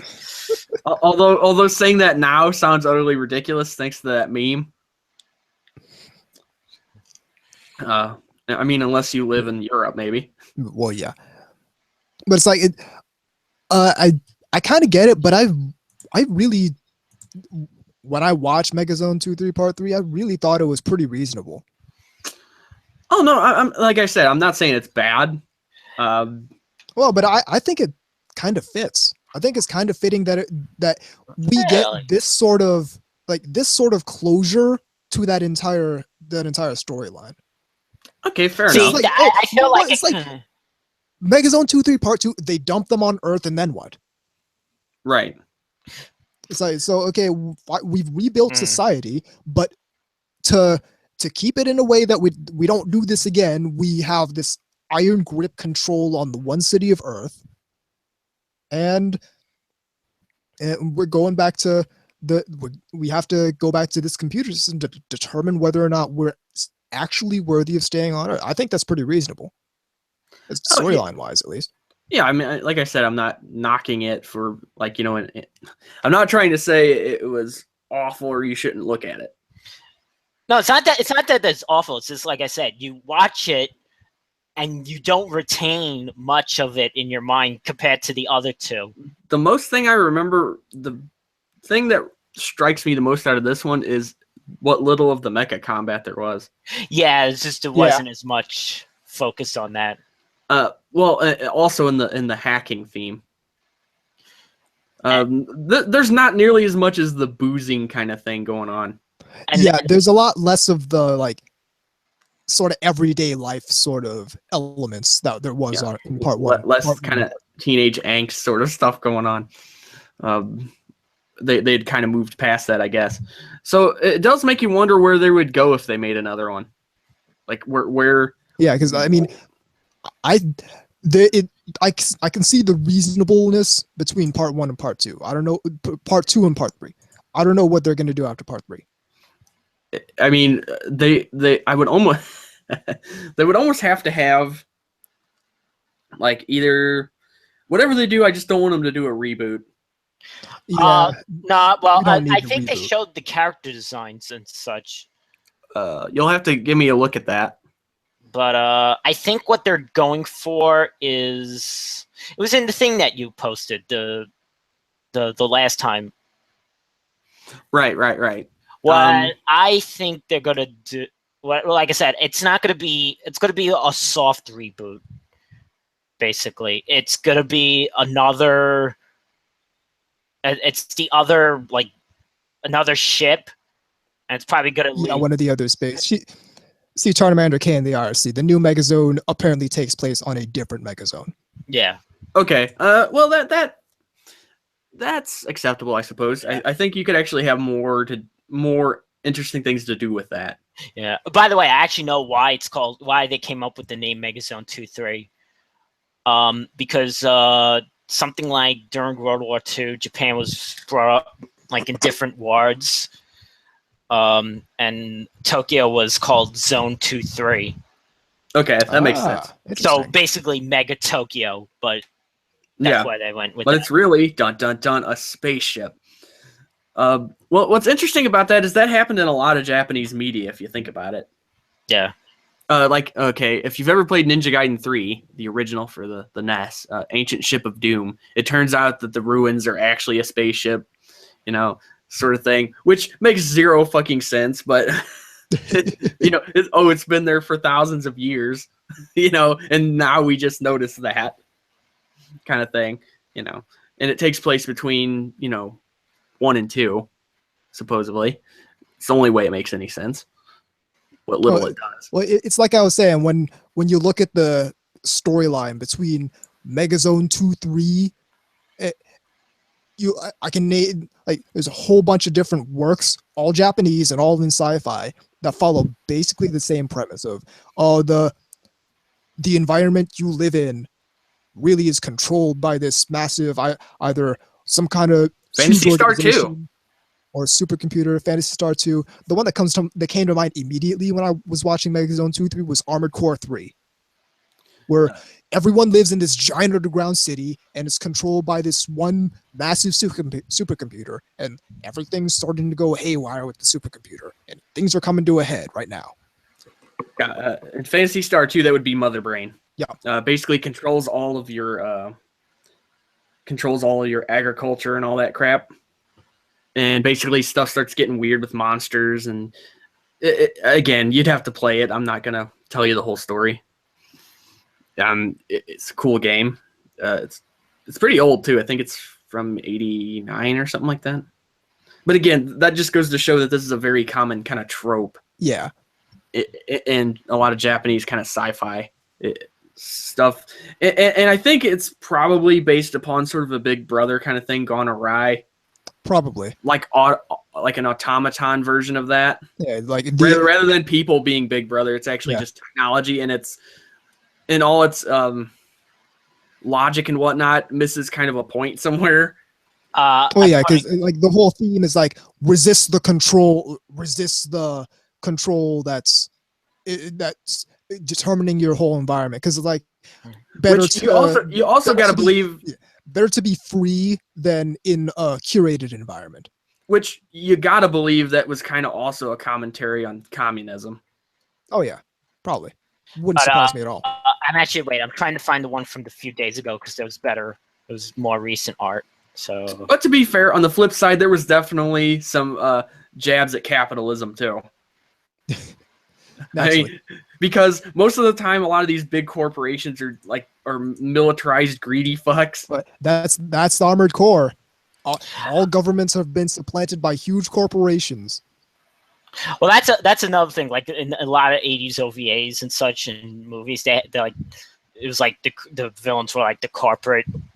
Yeah, I mean, even looking back at like Bubblegum Crisis, they kind of have you even see that. I mean, you even see that in Part 3 of Megazone 2-3. Oh yeah, it's like, sure. You got the corporation that controls all the information and all the computer terminals, and the corporation that created the big video game that everyone's on board with, but they're really a massive corporation trying to resist the control of, and then take control of. Rather than being necessarily anti-communist or anti-capitalist, more than anything else, it just seems to be anti-control, anti-authoritarianism as a basic idea, which the further reaches of all this stuff, of course, are in either direction. So you do see a lot of that, but given the fact that the USSR was still there, I'm sure that had to be at least sort of a kind of a thought in the back of the head, because they weren't, put it this way, they were closer to Japan than we were. Yeah. So, I mean, and if you look at stuff, you can kind of see a lot of I suppose, I guess it being as close as it was, it probably felt like a lot more immediate threat. Yeah, they were probably looking over their shoulder like, because you'd also look at, you'd also see like, the places that already had fallen to communism. Yeah, exactly. It's like, not too big on this USSR thing. I think they liked, same with Nazi Germany. I think they liked a lot of the iconography of it, because you can do stuff with that. Well, yeah. But beyond that, I think it was just kind of nah, we're not interested in having this basic foreign kind of concept taking over.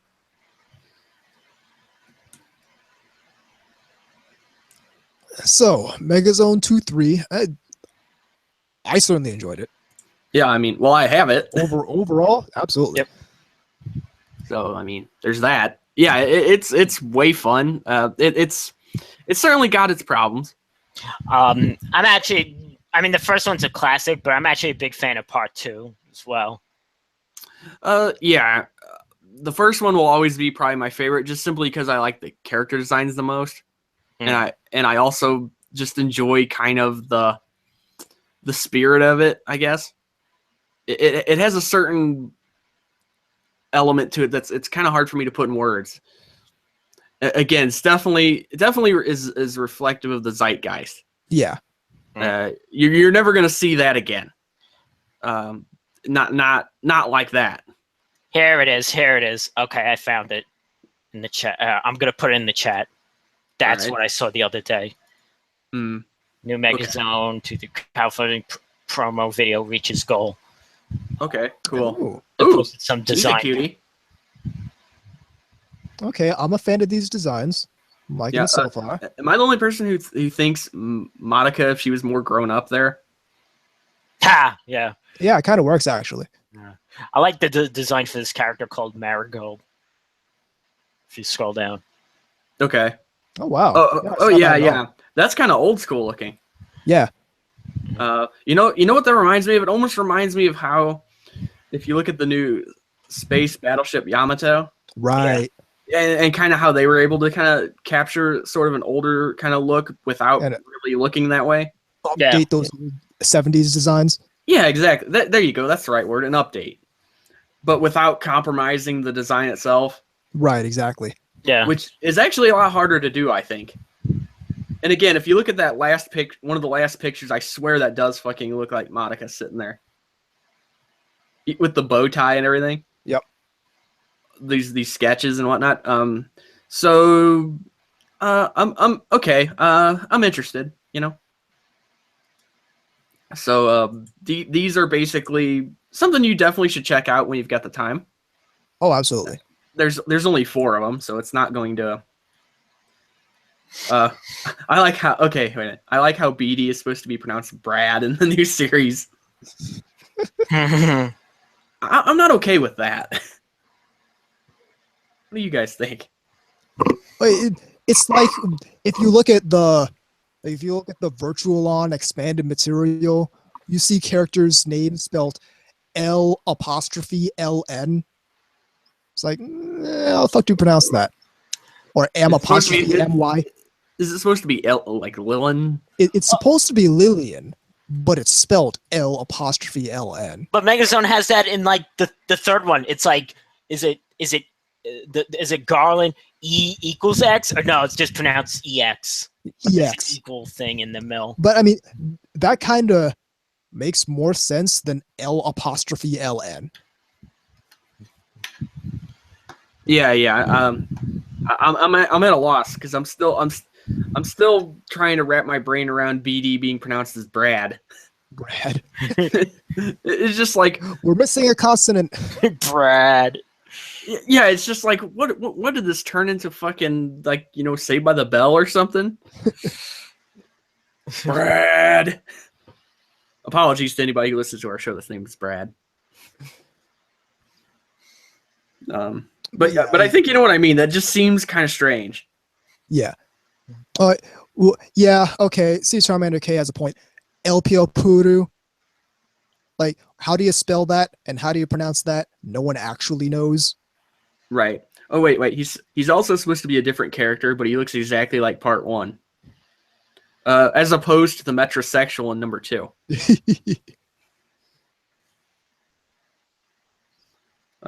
Seriously, doesn't he look like somebody that jacks up and goes to like the fucking gym in New York somewhere? I don't know. That was probably the most bizarre shift to me. Like, where did that come from? Like, Scorpiogeist in the IRC, the apostrophe is a sort of pause. Sort of like the double L. Yeah, okay. Cool, I get that. But so that works in like World of Warcraft character names. That doesn't work when you have L''LN, where you just have 3 consonants with an apostrophe between the first and the second. It's like, how do you pronounce that? But still better than your show having 2 exclamation points. Well, yeah, that doesn't piss me off nearly as much as putting unpronounceable like stars. Yeah, stars. Punctuation marks or symbols in your show title, or having a really, really long show title. Oh, that's the one you hate. Yeah, can't stand it. So he's gonna have a lot of fun with the novels, I'm sure. No, it's gonna be wonderful getting into these light novels. Yeah, because you're gonna have to explain to people what you're actually reading. Yeah. And then it's like, I'm gonna say it once, and then I'm using a short form. Yep. So yeah, my verdict is this: the first one's classic. Again, they have weird pacing issues. Again, probably because it was supposed to be a TV series. The second one has a strange shift and even in tone a little bit. Yeah. It definitely feels different. It does kind of go more for the punkish. Well, visually it tries to go for the more realistic element. Yeah. That too. And then the third one sort of kind of goes back, but also goes left field a bit. And if I could make an sort of an comparison, it would be Ninja Gaiden. Because if you look at the first one, and then you look at the second one, it tries to go for a more realistic look, and then the third one goes more anime-ish, kind of left of center, Right. weird, and that's what it reminds me of. Even across the board, it is. I know people are like, if you've never played the Ninja Gaiden trilogy, the original one, you might not know what I'm talking about. But see, I would compare the Megazone franchise to the 3 RoboCop movies. Okay, bitches leave. The first one's considered a classic. The second one's kind of a contested sequel, but it has its fans, like me, because I like the second one there. And the third one's kind of like the one that derailed the franchise and kind of like killed it. Yeah, bitches leave. And also like kind of watered down the concept. Yeah, until they rebooted it. Dun dun dun. I don't know what people's problem with part 3 is. I thoroughly enjoyed it. I don't have a problem with it. I just think it's I don't know, feels more detached. I hear all this stuff about Megazone 2-3 part. So I'm bracing myself to watch Megazone 2-3 part 3 because I just finished part 2 and I'm like, okay, that was really good. I hear a lot about part 3 and how it's this huge departure. And I watched part 3 and I'm like, okay, they told it's realistic. It's a pretty reasonable retelling of the first 2 Megazone 2-3. It's just in a different. They did the same thing but different. Yeah, It's really the exact same sort of themes and plot and storyline, right. just in a different environment, sort of calling back to the first 2 just to give it some continuity. All right, so let's everybody kind of do our last kind of comments on this franchise, and then we'll. Oh, I was going to mention real quick about Robotech the movie. Yes. Yeah. So part 1? Yeah, made part it into 1. Robotech the movie. Yeah, part 1 spliced in with scenes from Southern Cross and a completely new ending for the Megazone scene. Where Yeah, so I did watch that new ending. Oh, okay, you seen the yeah. I saw the alternate ending. And fundamentally does an entirely different thing with the story, which naturally, of course, it does because they made it into friggin' Robotech. Okay, so here's my thing about Robotech. Robotech is like when you tell a lie, and then lie, so you have to kind of act like what you lied about is true, but it sort of snowballs into this whole thing. Where it starts getting more and more ridiculous. It gets more and more complicated, and you have to keep telling. Yeah, I get that. You have to keep telling bigger and bigger lies in order to absurd. Yeah. When realistically, if you just told the truth,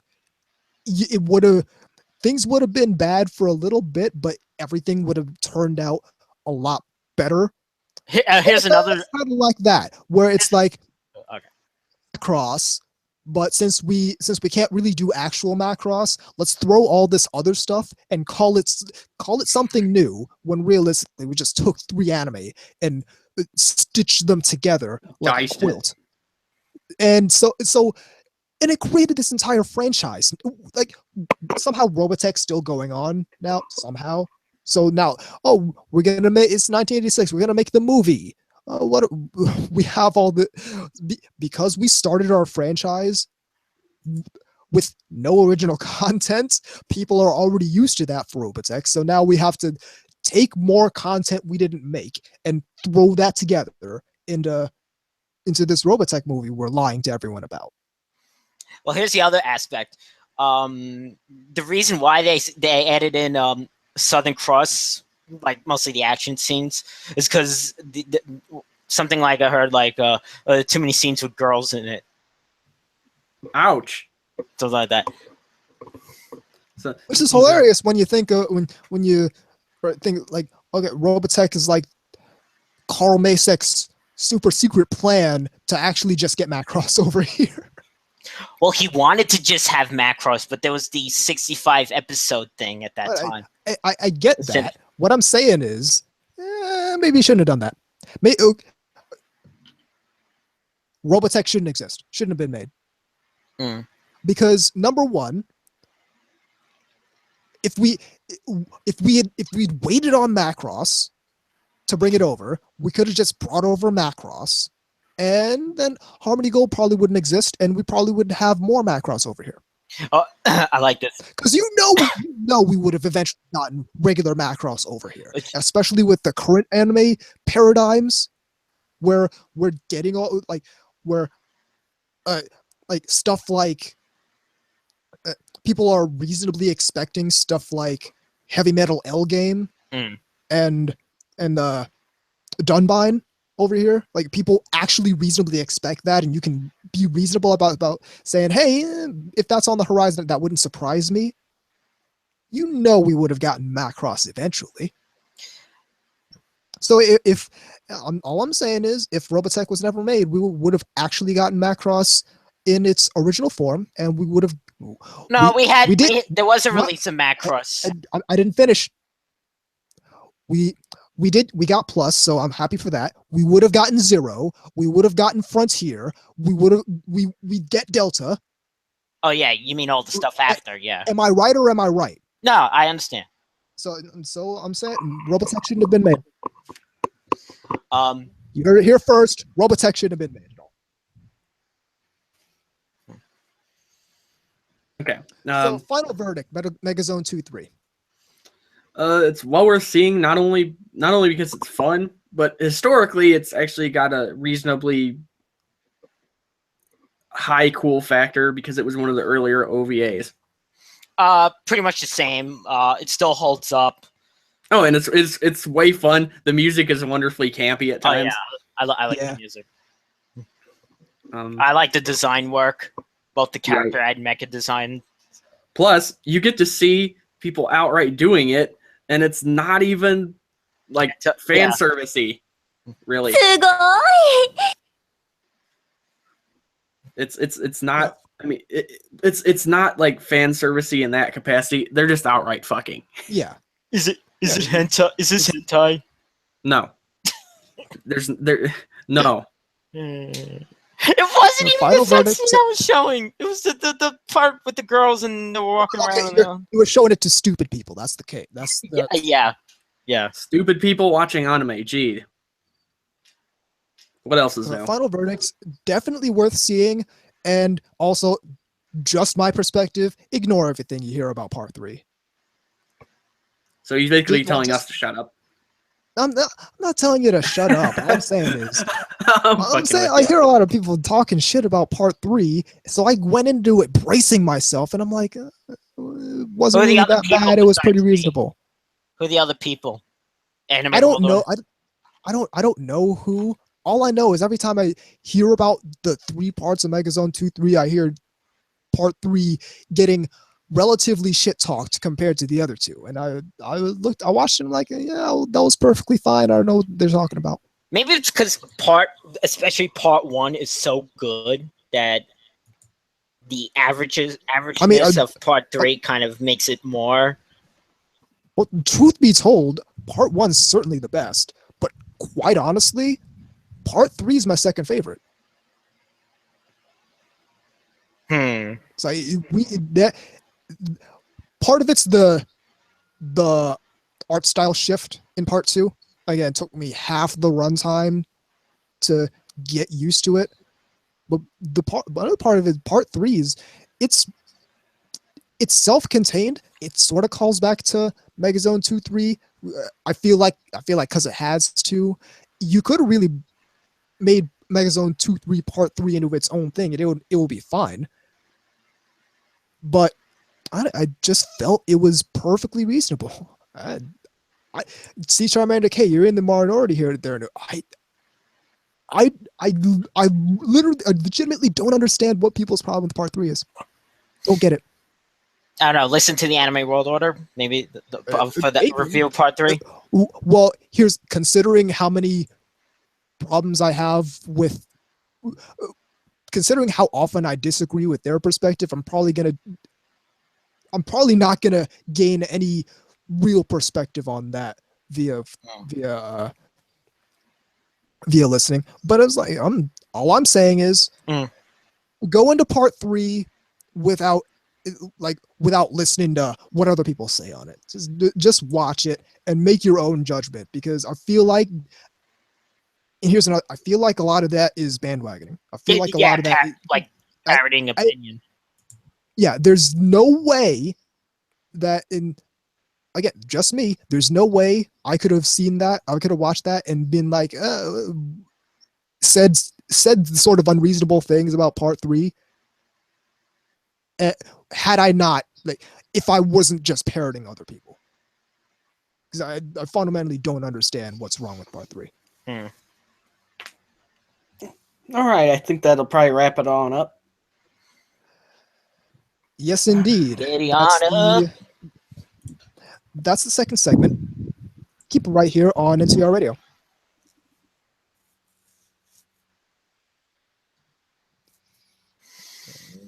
Let's up, down.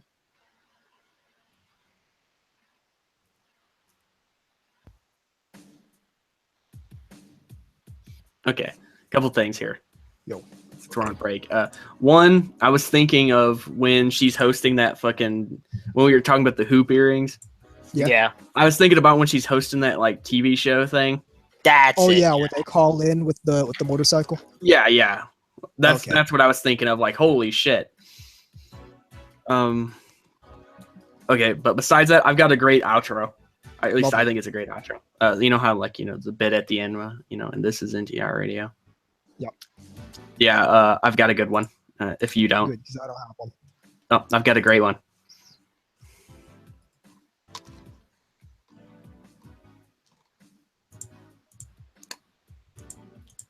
And yes, I know I always make fun of these musical choices. Don't get how it sounds like porn music. Not this one. No, this one just sounds more straight Weather Channel. Okay, thank you.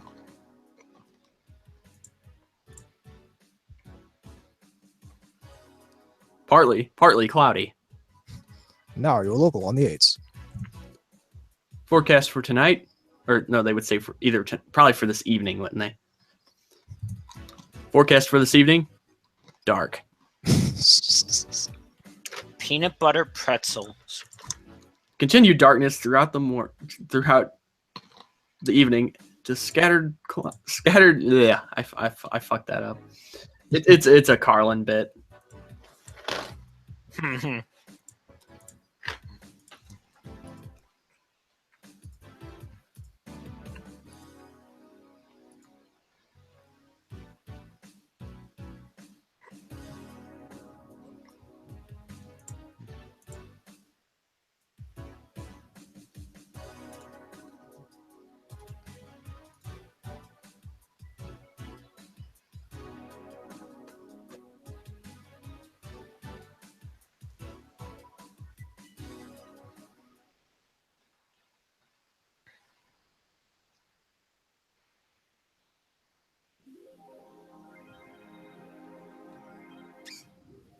Got the mail ready to go?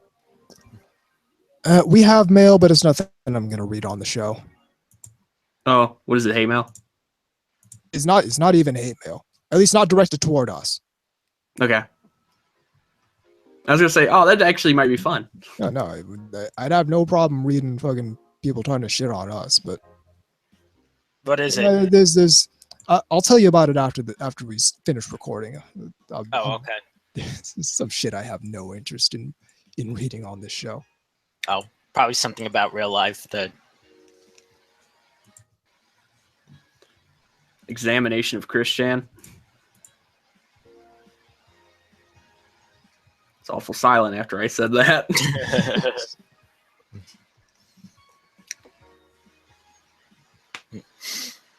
So, what are we doing then? Good question. Don't know.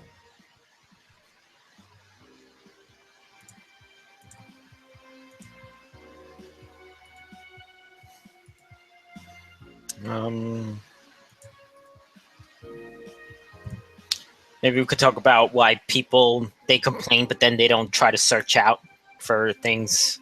Haven't we done that too much already? I would. I totally would. But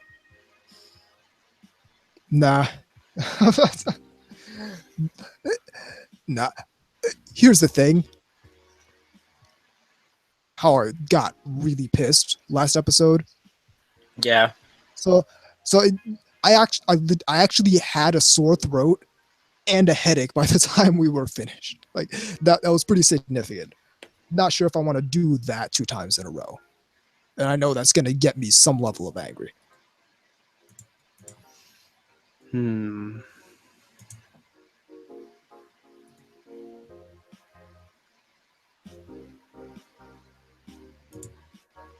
Doo-doo.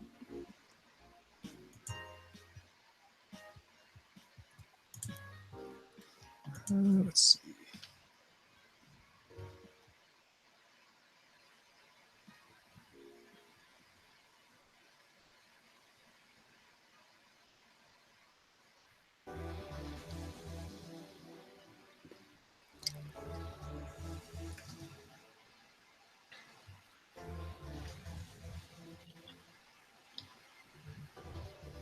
I don't know. Discuss what happened to frickin' BD. Okay, so I've seen this mostly on Twitter, but does anyone else notice how people get really up in arms about this whole like visuals versus narrative thing in anime? Else notice that? I've got a little story. Something that I saw when I was actually in the grocery store. That is actually relevant. Believe it or not. All right. Talk about a little bit of both. I don't want this segment to go on for more than 10 minutes, though. Because we need sign-offs. As I always say, we will try. Okay. 10 to 15 minutes. All right, let's get that back up.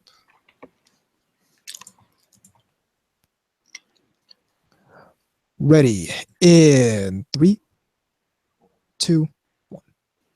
Hey, we're back. Yes, indeed. Okay, story time. I was recently in the grocery store, and like most modern grocery stores, they have like the stand that has the magazines. Yep. That sell everything from like Cosmopolitan to like some stupid muscle bound shit, or or guns and ammo or fishing magazines or whatever, To get my Sonic the Hedgehog comic books from a stand like that.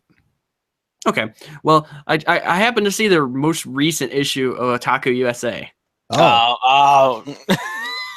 Okay. So I was like, while I was waiting for my prescriptions, to pick up, I'm sitting there and I'm like thumbing through it, right? Yeah. And I look in the opening to kind of see what, in the table of contents to see what they'd be talking about and all that. And there was all that, and I was just, and for some reason my eyes just kind of fixated on the contributor area. Where it shows like a list of alphabetical order of people who contribute to the magazine. Yeah. And I happened to notice a particular familiar name. Oh. Amelia Cook. Oh, yeah. Now, for those of you who don't know, they are one of the main people from Anifem. Am I correct on that? Yes, I believe so. Also the Mary Sue. They used to, I don't know if they still do, but they certainly used to post there. And that was very peculiar to me because, okay, is this new? I haven't kept up with this magazine in forever. Good question. That said, no surprise to me at all. Given how I don't necessarily want to use the word incestuous, but it's No, it's, that I really entire don't have a different word to use that like mainstream kind of well-known anime journalism is. yeah, everybody knows everybody kind of thing. Yeah. And I honestly think that's a problem because I think that crushes competition in a lot of cases. You don't get new voices. You don't get No. newer, more diverse voices that way. Chamber. Yeah. Yeah, but I was just looking through it, and they were reviewing manga and stuff like that. I just kind of thumbed through it. I wasn't really paying a whole lot of attention, but I just thought that was very peculiar. And it also kind of shows you where we're at, because that's one of, if not the only anime magazines I can think of floating around still. Yeah, I think it's the only one left. Yeah, it's the only one left. Yep. So not only is it very small and doesn't have a whole lot of content, which, you know, when you're the only content, I guess that's not as big of a deal. But so when you're the only voice, you know, so. you don't have anyone to really actually be running against. Yeah. In terms of like viewership, or however you want to think of it, readership. Yeah. That actually, I don't know, that just happened to catch me off guard. I wasn't expecting that. That's why we need to. I shouldn't be surprised, like you said, because that whole scene is extremely incestuous. I mean, put it this way: if they one day showed up at ANN, I wouldn't be surprised. Oh, of course not. That's why we need to one day bring back Nan the magazine and have it be viable enough to. That's why we need to do everything I've been saying for the past couple years and create our own media outlet. Yeah, I mean, I've always said that there needs to be more people involved in the creative angle of it, and less of the just pure consuming, part of it. I think you know what I'm getting at. Less. Yeah, we need more people that are part of the consuming market to actually be writing and doing work, kind of in the promotional and all that kind of stuff. Yeah. Well, here's the whole thing. And and during the break, we said we were going to do 2 topics. I want to just focus on this because this is something that bothers me. Back when AniFem was on the come up, yeah, there was this entire narrative I was seeing where it's really good people were saying it's really good we have more different voices out there in anime journalism. Yeah. Now, does anyone else see that as certainly not as genuine as they could be saying that particular statement? I don't know. To me, that's like saying, "Hey, this bowl of shit is smaller than this bowler," or is it just slightly different taste? To me, it's like, okay, that's really cool to say now, but back when I was doing Task Force MOE, somehow that sentiment never reached. Well, yeah, it's because you're not the right people. Yeah, exactly. You'll forgive me if I don't particularly think anyone saying that is genuine, because we need more diverse voices, except for people who like the wrong shows. That's another thing. You like the wrong shows. This is let's be honest. This is a combination of white knighting and signaling.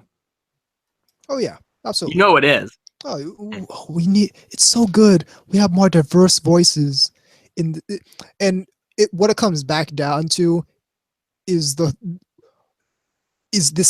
thing again. This thing I've noticed where we can't look at AniFem with any sort of scrutiny because that perspective is somehow misogynistic or something like that.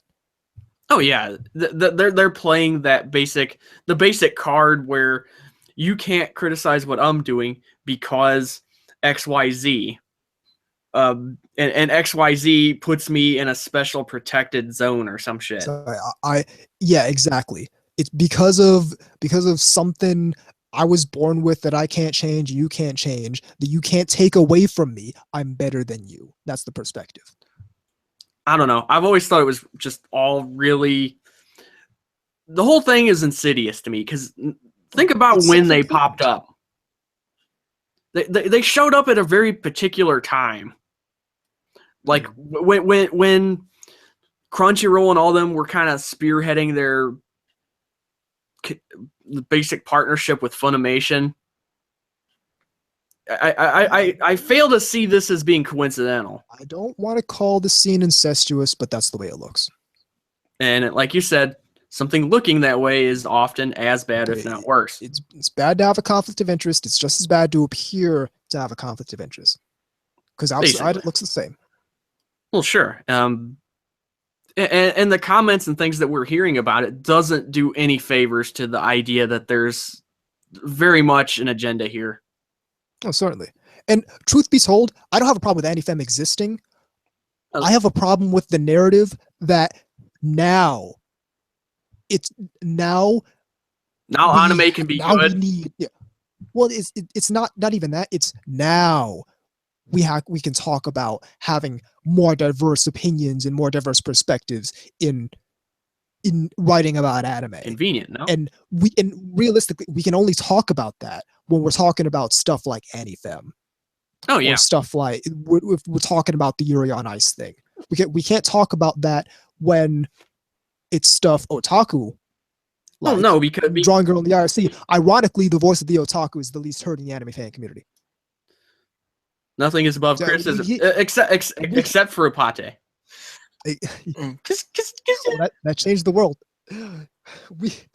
We live by a new calendar because that was Asurate. Well, Asurate is toy. Oh yeah, that was Asurate's toy. Criticism. Yeah, my bad. Yeah. See, I told you I had a cold. That's the whole thing. It's like we need more diverse voices in anime journalism and anime commentary, except for otaku, except for people who actually, except for people passionate about this stuff to spend $200 on anime figures. Yeah, because isn't that bizarre? Because isn't that a weird perspective? We need passionate voices who care about anime, except for those people who spending all their fucking money on it. Yeah, but they're capitalists. They're just mindless consumers. They just consume. They don't. And that's the whole thing. And here's this thing. And they got shit taste. Here's what I'm disappointed about. Part of it is like. Part of it, this is my fault because I decided to discontinue the magazine. But in the May issue of Neon the magazine, I was gonna have an article about how we talk about all this ephemeral stuff when we're talking about anime criticism.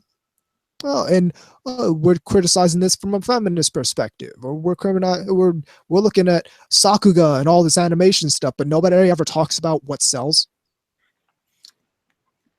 Yeah. You ever notice that? Nobody ever talks about this stuff from a consumer perspective.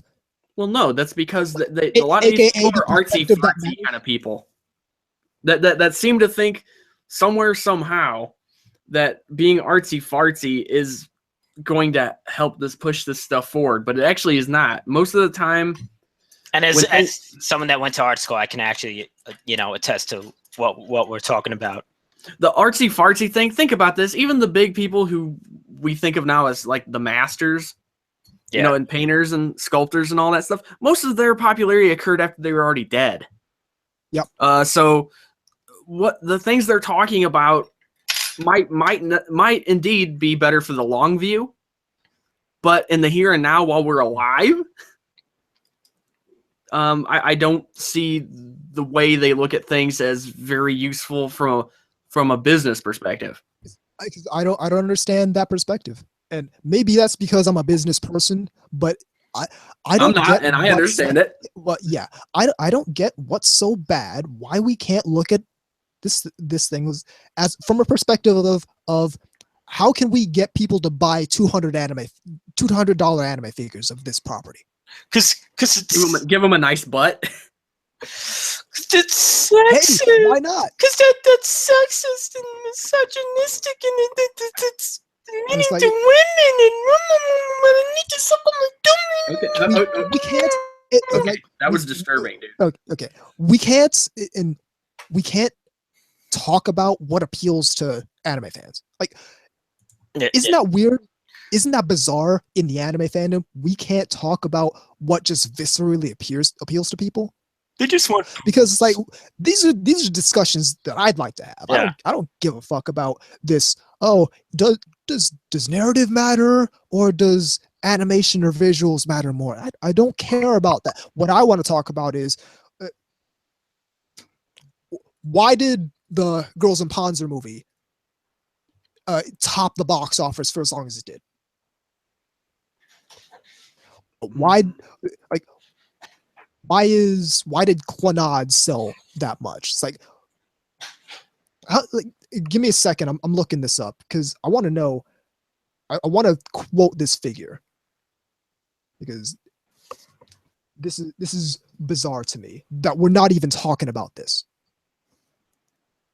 Like, how did Bakemonogatari sell 77,000? It's like, why aren't we talking about that? Because these people don't think in that excuse way. me. So I was incorrect. 79,000 average sales. Oh, my bad. Down. And like that's average, not even total. How did Bakemonogatari sell 112,000? Because my eyes shut her panties. Why aren't we examining that? Why aren't we examining why these shows sell so much that they do? Because And they're why aren't we not approaching it from. examining I can actually answer this question for you, unless you're being rhetorical. I'm sort of being rhetorical, but I'm actually really being genuine about why don't we talk about why Flowers of Evil is in the 0,000 club? Yeah. So, without like shitting on it, like actually discussing why it didn't do well. Or it's very simple. It's operations in terms of sales obviously is in its motherland, Japan. All right. And what sells there isn't necessarily always what sells here, and vice versa. And I mean, there is crossover, of course, but at the same time, here's the thing, the people here though that are critics and whatnot are critics of the medium from an artistic perspective and not from a financial or a business one. They're not looking at it from a. My question is, why don't we have those people? It's like, why is everyone, and I'm talking from high level people who get paid to do this stuff to Kenji Sixpack, Joe Donut's anime blog. Like, why is this entire curve all talking about all this ephemeral stuff? Well, they do post like sale things on ANN. I think I know why. That's like, okay, numbers. Here's the numbers. We're not going to talk about them, but here's the numbers. Okay, if I may interject here, I think I might have an idea on that. I think it's because they look at it from the perspective of they can't do much about it, and thus they want to critique the content, not the patterns that are and trends that are popping up. Dog, if that was my perspective, I can't do much about this thing. My response would be, so I'm going to find out as much as I humanly possibly can. But you're logical about it. Yeah, most of them are. These people are weed-addled fucking reviewers. I can't even get how they arrive at the conclusion they do arrive at. And to further make my point, Drawing Girl 94 on the IRC at T Anubis, would you agree that the Japanese and Western anime fan base have different tastes in anime? And here's my thing: they're different, but what I don't agree with is that their tastes are as different as you would see portrayed by people in the anime media. Yeah, I think it's more Here's the thing: you see all these people in big name anime media clamoring for all these shows. Oh, we want more shows like Cowboy Bebop, or talking about like stuff like Under the Dog or Kick Heart, like all this art, all this highly artistic stuff that, apart from Cowboy Bebop, nobody remembers. Kick Heart came out last year, didn't it? I don't know. No, that was Exactly. several years ago. Exactly. That was like 3 or 4 years ago. Oh no! I apology. I said Kick Heart. I meant Under the Dog. That came out last year, didn't it? Yeah, okay. I guess. Yeah. So Under the Dog came out last year. Did you hear anything about Under the Dog? Only about multi-haired colored people being actually under a dog. Well, naturally. But here's my second thing. How is with that if that paradigm is true, if the Western anime fan base wants all this stuff so bad, then how does Sword Art Online still get so huge over here? I think it's also because, if I got my idea, it's because it's expectations versus when the thing actually comes out. Under the Dog probably wasn't that good, but they were expecting it to be good. So the hype. Well, here's the thing. Hype. So is Flowers of Evil. But that's not even really what I'm talking about. What I'm talking about is the people talking a whole lot in the Western fan base don't represent the majority of anime fans. My hypothesis is the majority of anime fans' tastes are actually a lot closer to Japanese anime fans. I think so. They are too. See, these people want to be kingmakers, but they're not doing a very good job of it. Well, here's the thing, and this is why something needs to be done. Eventually they will be. Eventually they're gonna be at, because that's the paradigm they're moving to. They're gonna be where they're making decisions on what gets made in the Japanese anime sphere. And once that happens, we're gonna get a whole bunch of crap that nobody's gonna really appreciate, and it's gonna be wasted. It's like see Charmander K in the IRC. Aside from the mainstream, there isn't that much divide between the tastes of Japanese American otaku. Sword Art Online Ordinal Scale got $1 million in the US box office, unlimited release. Make it that what you will. There you go. No, I agree with you. The taste of the average kind of otaku-minded person isn't all that different. It's the people at the top that are in charge of the media that completely have a disconnect from what fans actually are watching and doing. Yes. The problem is we permeated. So now people just generally think that Japanese fans and American fans' tastes are different, when that's really not the case at all. Well, I think the issue is that we know that in Japan they don't have the sort of critiquing media. They don't have the thing that critiques, the shows that are coming out. That's because Japan. That's because Japan has the idea that they get rid of things that don't do anything. But we're also obsessed with like criticism. The difference is that you don't if you don't have anything nice. Let's say the thing like you don't have anything nice to say, then don't say it at all. That's pretty much, I think, what it is. Also, is whereas here we kind of have like this trained orangutan kind of like mentality of Pavlovian, like, oh, bad thing, I must talk about it in a very condescending way. Yeah, well, not just that, but like pick apart on it while trying to entertain other people while doing it. We also idolize critics in this society. Oh yeah, that's another thing. So much that it's questionable that it's even a question that do we like the critics more or do we like the creators more? Like that's a dilemma. When who do we respect more, the critic or the creator? Let's respect the person actually creating stuff. Choice of the author. I hate that. Yeah, shit. I know. But all I'm saying is, if we're gonna be the Japanese fans and American fans taste a different thing. All I'm saying is Italia Access Power has did like 23,000 in sales. Pretty good. I'd say that's pretty good, and it's also it enjoyed some ridiculous popularity over here in the States. Drawing Girl asked, why do you think we value criticism so much in the Western culture? I think it's more because of we have to stick our nose in everyone, we just can't leave a thing. I also think we have a certain level of skepticism in this society that goes way beyond way beyond just typical things, and we bring it into everything to where even when it's not necessarily.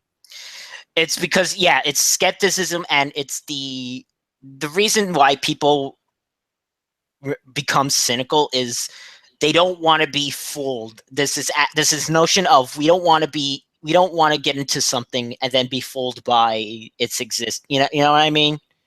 Which is really funny if you got into this stuff through like this really niche sci-fi material, and then you're bitching about Round Mahaf. It's like almost like I gotta get it before or Tenchi Muyo or something like that. I kind of have a much simpler explanation for that. Yeah, it's because critics have become entertainers. Oh yeah, for sure. Well, that too. These people have largely become cults of personality. What's the modern critical paradigm of anything on the internet? Look at any media category, and you're going to find a person on the internet that's trying to do the angry video game nerd thing with it. That's trying to do the nostalgia critic thing with it. But not as an acting. They actually are trying. Well, yeah. Well, they saw the success model, and not realizing that the success model is always inaccurate, they tried to go that route because they saw, this person does this thing and is really successful, when they didn't realize that that person put in work. But that's the other thing. Those people put in a lot of hours for what they do. Oh yeah, for sure. So, but that's why they're good and their imitators are not. Bingo. But that's the whole thing. When critics became entertainers, we started idolizing them, and to a certain extent, it's extended past the degree to which we respect some creators. Yeah, and okay. I think that's gonna have to be it, though. Yeah. So take it away, Anubis. Remember, I got one. Show. The email address is ntrradio@gmail.com. The website is she'slostcontrol.net/podcast. No, it's not. The website is ntrradio.net. See how used to saying that I am? Yeah. Check out VZ's stuff at vzmk2moemekagattai.wordpress.com. Check out iyashike.moe. Also check out shinikiba.moe for all your half-naked anime girl figures. Hit us up on Twitter at @CEAnubis, at VZMK2, at classic_kgods, and at NTR_radio. Check out the Bakugaijin show and Otaku Midnight, because both of those are really good. I'm Tom Force Anubis. I'm Kgods. I'm VZ Mark II. And even though our competitors can't get into the zone, whenever we say it, this is NTR Radio.